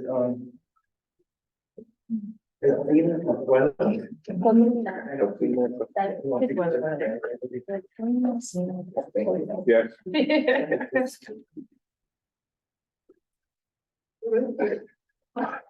Let him be over there. No, I'll stop. The first one is Casino Consuelo, located at 130 Hamilton Place. It was approved by the 30th precinct and accepted. The next one, you want me to name them all? Sure. Okay. The next one is Symposium Greek Restaurant located at 244 West 13th Street, which was approved by the 26th precinct. Next one is Panda Restaurant, which is 2331 on Park Avenue, which was approved by the 30th precinct. In OSO Hamilton Heights, 3492 Broadway was approved by the 30th precinct with no fault, which I checked. I move that we do the new liquor license applications by unanimous consent. That is Cocina Consuelo, Symposium, and Core Food and Beverage. Okay. Right there. I'm gonna abstain. You're abstaining? Yeah. Heather abstained, Jack abstains as well. Trisha Caldwell abstain. All abstains. Yeah, I don't. No, go ahead. Go ahead. Not abstaining, but there's only two of these listed on the. Core Food and Beverage isn't on the coach. That shouldn't be, all right, yeah. Go back. That was from last month, that already got approved. I see some, I see could. So then, so Madison says Core Food and Beverage was on last month. So I move for unanimous consent for Cocina Consuelo and Symposium. Okay.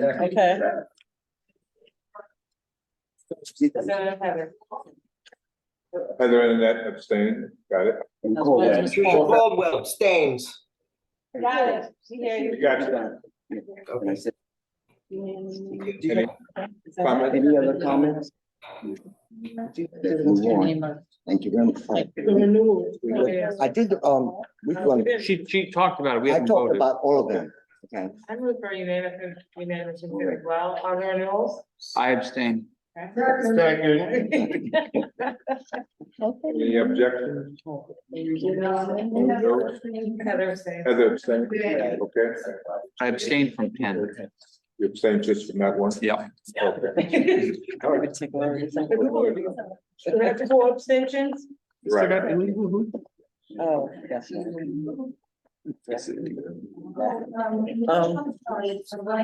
And their noises. Question, Heather?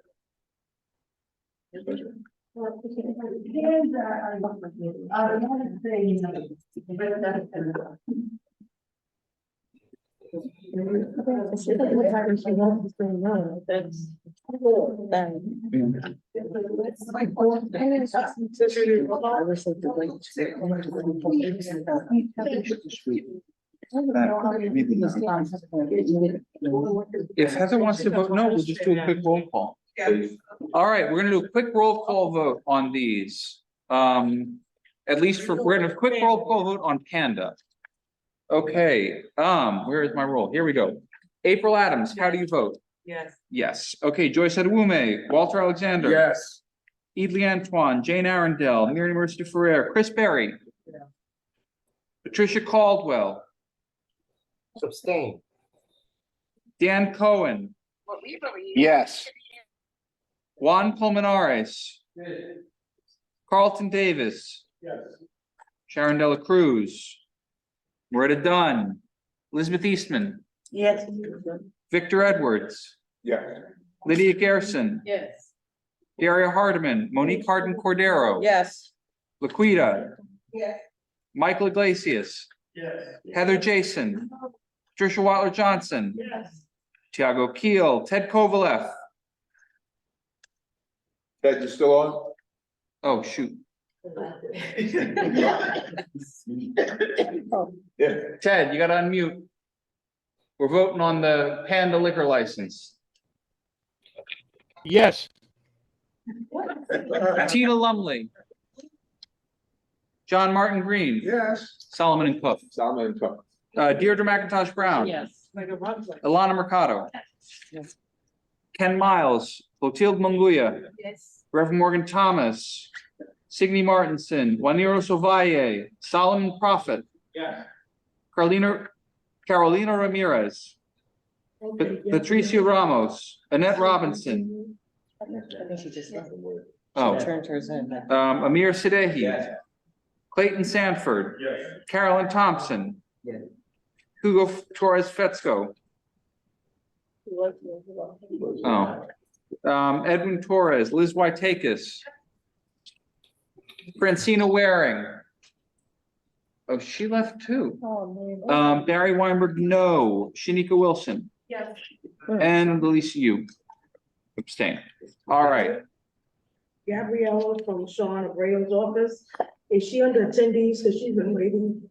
Well, she may have just popped in because now we have two attendees. She's here. Can we finish up? I think we had unanimous consent on OSA. Okay, great, then that's done. How many is that? That's. Hey, can you all hear me? Yes, we can.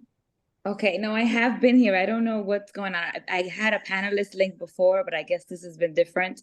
And earlier you tried to unmute me, but it wasn't working. I did have some updates. Can you all hear me? We're gonna wait we're gonna wait to finish the vote, right? And then. I think we did the liquor licenses, which is a good break. Yeah. Victor says you're on. Okay, great. I don't know why it's also not letting me do the camera, but we'll take it. So good evening, everyone. It's great to be here tonight to give a brief rundown on behalf of Member Sean Abreu. Let's get right into it since we're already running late. In May, Councilmember Abreu passed landmark civil rights legislation that prohibits height and weight discrimination in housing, employment, and public accommodations. This law is finally going into effect next week on November 22nd, and it will be enforced by the Commission on Human Rights. A major advancement for size freedom and body positivity, this law is a long overdue legal recourse for New Yorkers who have been shamed, harassed, and denied opportunities because they don't fit somebody else's body standards. Next, I want to share that Councilmember Abreu is planning a community forum in January focused on Montefiore Park. He will be hosting a discussion in conjunction with the Parks Department, the Department of Health and Mental Hygiene, the Department of Youth and Community Development, and the Police Department. I will keep you posted on the next steps as we narrow down when this forum will take place. I want to thank everyone who has engaged in this first stage of the participatory budgeting process, whether it was chatting with our team as they tabled, coming to information sessions, or submitting ideas and spreading information. We appreciate you all at Community Board 9 for championing this important initiative. The idea stage of PB is now closed, and we look forward to contacting those who signed up to be budget delegates shortly. As a reminder, voting will be taking place in April. Lastly, or almost lastly, I want to share that Councilmember Abreu's bill requiring sports venues to allow fans to bring in reusable water bottles will be receiving a vote next month. This is a critical step towards building environmentally conscious behaviors, reducing single-use plastic waste, and lowering costs for fans, and we look forward to its passage. Lastly, because I did hear somebody earlier mention the bins through 135th Street and 142nd Street along Riverside Drive, we are very happy to hear the positive feedback. That's all for now. I hope everyone has a restful Thanksgiving break, and I look forward to being back next month. Good night. Thank you. We have one question for you, Gabrielle. Yes. Sure. Hi, Gabrielle. This is Liz Whitetakers, co-chair of Housing, Land Use and Zoning. How are you? Hi, I'm okay. How are you? I wish my camera worked, but I don't know what's going on with my technological difficulties today. Just a quick question. I was wondering if your office has been in touch with the developer on 142nd Street. This is definitely a Jaleesa question. I believe she's our deputy chief of staff. I feel like I have seen a thread of emails, but if you'd like to email me privately, I could probably get you some more information. Okay, great. Thank you. You're welcome. Thank you, Gabrielle. Appreciate it. Of course. Thank you, guys. Yes, and in case you missed it, thank you for the baskets on the sanitation basket, Riverside Drive. Wait, I heard it. We appreciate it. We love to hear it. Now we just need a sanity. Back to liquor licenses? Cannabis. They went to cannabis. So everyone, good evening. There was a hand up. Yes? No, you go first and I'll make it. Okay, so as stated earlier by the chair, we received 10 applications for dispensaries in our community. And a small number of us from various task force and committees convened and canvassed the area to look and to see where these potential locations were being established. And some of the things that we took into consideration in terms of these establishments is seeing if they were near a school, a church, a park. And I'm trying to think if I forgot anything else, but I think those were the main areas of concern. And so based on that, we had our discussions in our committees and came up with the following comments and resolutions on the sheet before you. We are still working on finalizing guidelines, but we have a short window in terms of communicating with these establishments, which we're looking to try to do before the end of the month. And so there's 10 of them, and I'm trying to think if there's a way to do it. I'm trying to think if we can do something by unanimous consent, simply because the sheet that we've shared with you, we've indicated the objections versus support of having these establishments set up in our community board. And those were, I guess, my comments in terms of how to get votes from everyone. So But there was a question. Go ahead. Yeah. Yes, so it's a comment and, I quickly researched these different, companies. Some of them have been recently incorporated as soon as October of last month, and some have been doing it for a decade. Some of them are incorporated here in New York, some of them are incorporated out of state. So the point that I'm trying to make is that I think that this topic needs a lot of research, especially on the marijuana task force, to get a background, especially for those companies that have been running for quite some time now. And to see if they've had abuse of discretion, have they had any problems with law enforcement in the past. And I would also like to emphasize the point that you just made, which is that there should be a certain distance away from schools, namely middle schools and high schools. In part, not only just because it's close, for example, for recess or on lunch, but this could be an object that can be seen going to and from classes.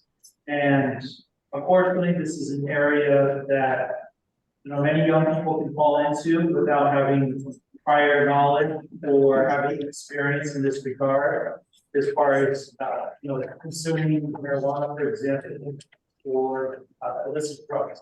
The point that I'm trying to make is that this topic needs some research. So while I understand that you're trying to reach unanimous consent, I would appreciate in future, just a quick summary of which of the companies are requesting space in this area. Thank you. Okay. Did you have? I have a question and a suggestion. Right. The question was, did we ever follow up with Bank Street after exec about the one that's near them? No, but I actually searched up that, there's 700 feet away. Okay.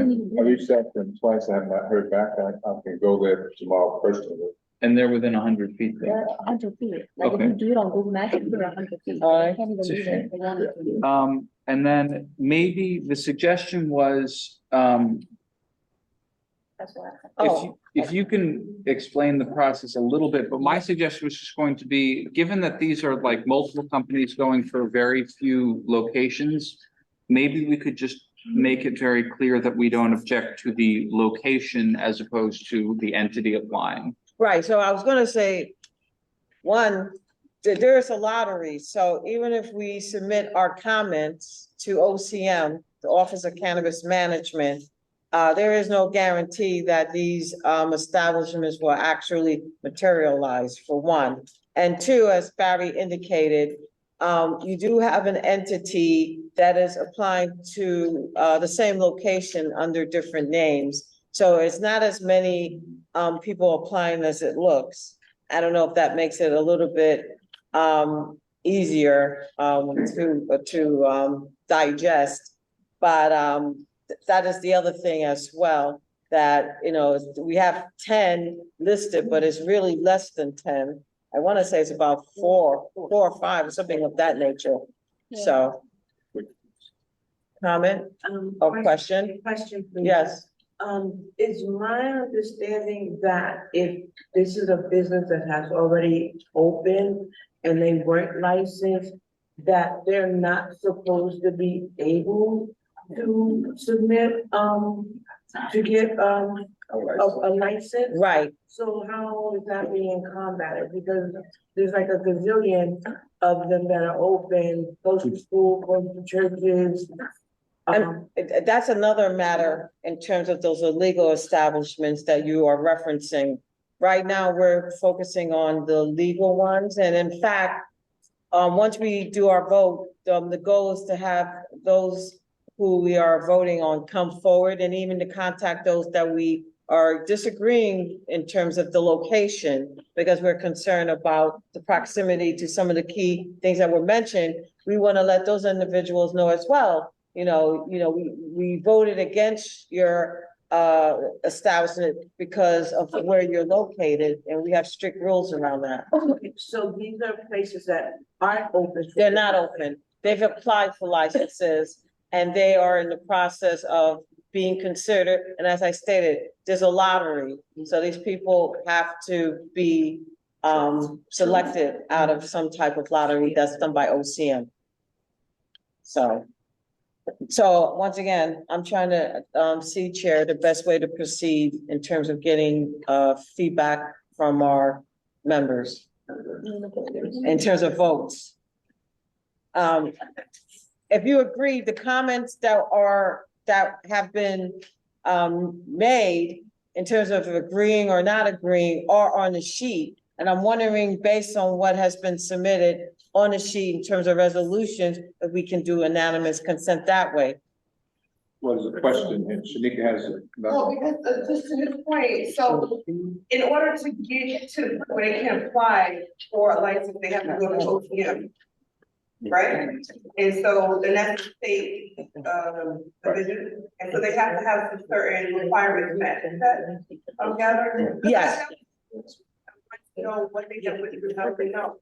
And all I will say is that I think one of the locations that right across the street from it is a Cute Gifts Smoke Shop. And well, anyway, you know what they're selling there, and they definitely don't have a license. That's So right. I was just that was my comment and question. All right. Yeah, once again, in terms of the illegal establishments, we're trying to work very hard to crack down. Yeah, I'm glad that we're doing it legally. Yeah. So maybe could we change these resos to say, having no objection to, and then instead of the entity name, to a cannabis retail dispensary license for an establishment at the location above. So that way we're not commenting on the entities that we know from Adam. And we're just making a comment about the location itself. Okay. Because the fact that they're encouraged to get a location before applying and giving us public comment is backwards. We should be proactively communicating which spots we favor and don't favor based on some set criteria that We're working on. well, and you've developed And a we draft. developed, Yeah. right. So, you know, if we look at can I pull up a map that might help? I mean, people have it on their phone. But, if you look at so the one that you said that we don't object to, one of them is at, thank you, 3467 Broadway. Yeah. Which is right here, it's on Broadway, it's in a commercial strip, there's no school, there's no, there's nothing objectionable, so we're not objecting to that location in your reso. Right. And then 3397 is 3 blocks south. And we are. It says objecting. And we're objecting to that one because it's right across the street from Montefiore Park Plaza, which is a mess. Right. No shade, but So we have to make a modification in terms, sorry, somebody say something? We have a time is. I know, Sure. so then, are we saying we want a friendly amendment, saying that we are objecting to the location above and not the actual establishment?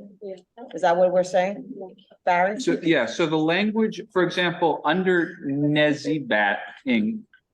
Therefore be it resolved that CB9M goes on record as having no objections to a cannabis retail dispensary license for an establishment at the location above as it is located on the commercial block.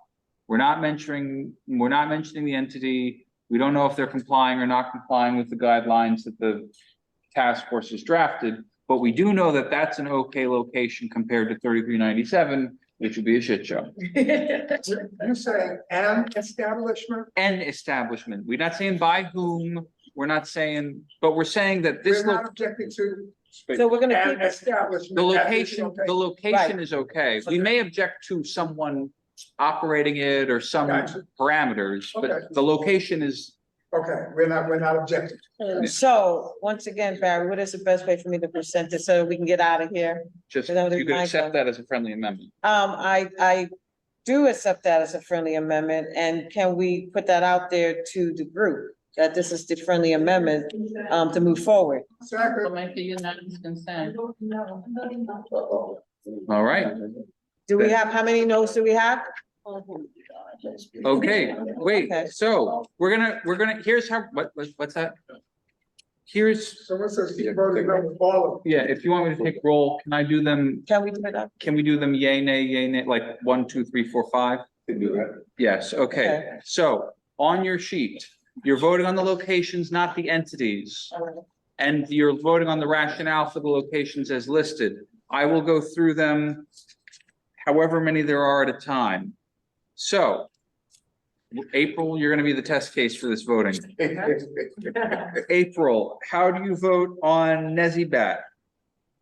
Yeah, I vote yes for all of them. Well, okay, Nezibat, number 2, you vote yes? Oh, no, yeah, because, okay, if you're voting yes, some of these we're objecting. Right. So you have to read what you're voting yes or no Right. to. You might be voting yes to an objection, you might be voting yes to no objection. Okay, I get it, Right, and that's why I wanted to stress that.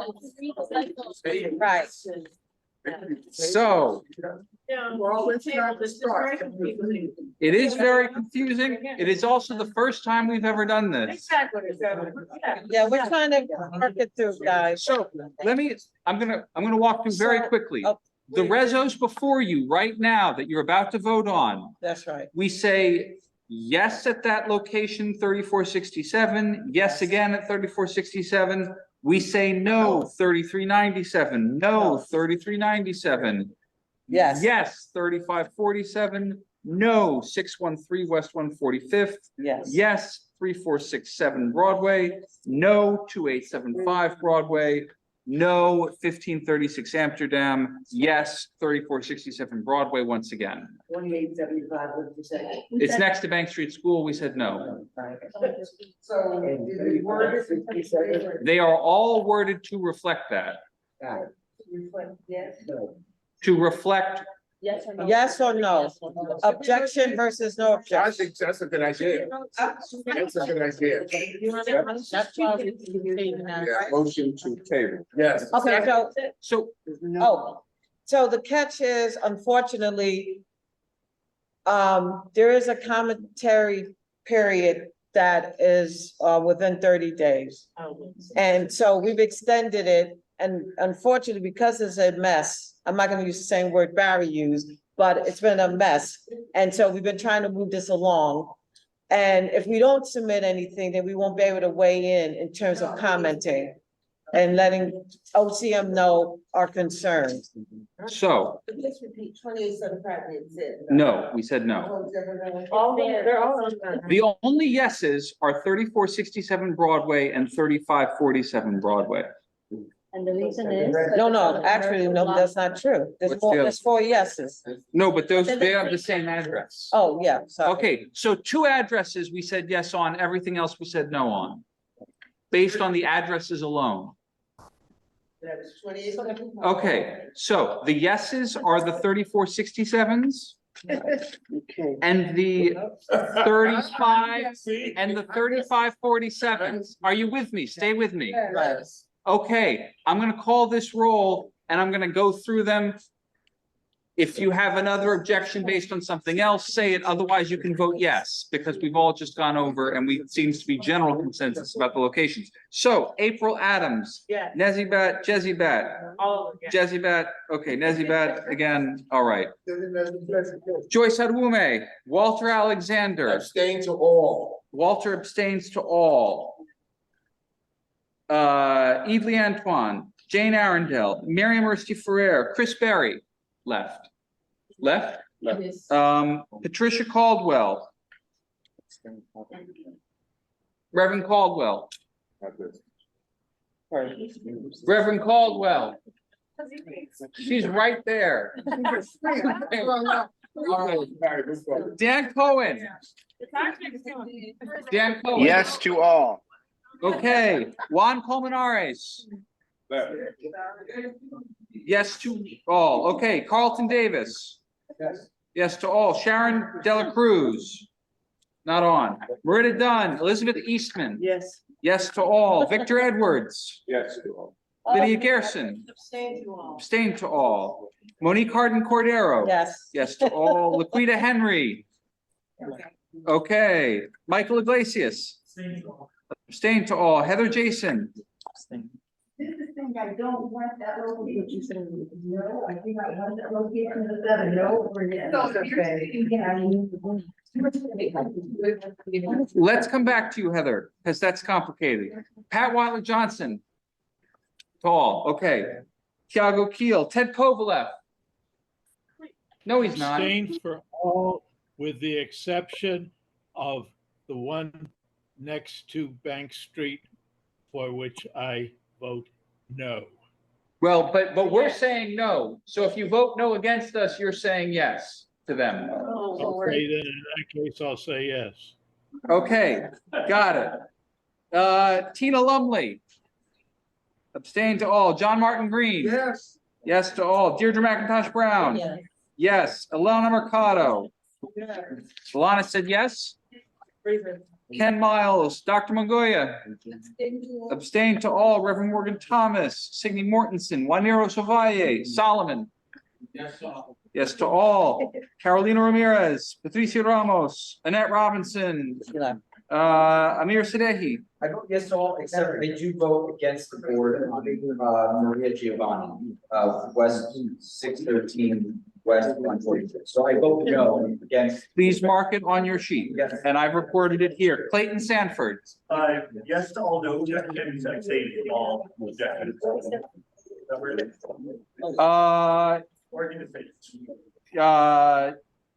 Let me calculate that later. Carolyn Thompson. Yes, no. You fucking, like, come on, how do you vote?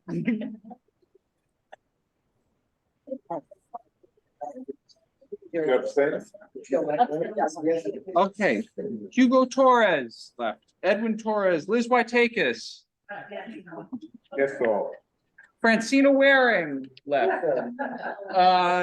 Barry Weinberg, yes to all, Shanika Wilson. Okay, Elise you. You what all? Okay. No to all. Okay, so, Laquita, you asked me to come back to you. Okay, I voted yes to all. So you vote yes to all, say it. Please sign. Yeah, well, some of them are no's, some of them are yeses. Okay, all right. And someone else, Heather, we gotta come back to. Okay, so Madison, you and I are gonna, so. Hold it down so we can finish, please.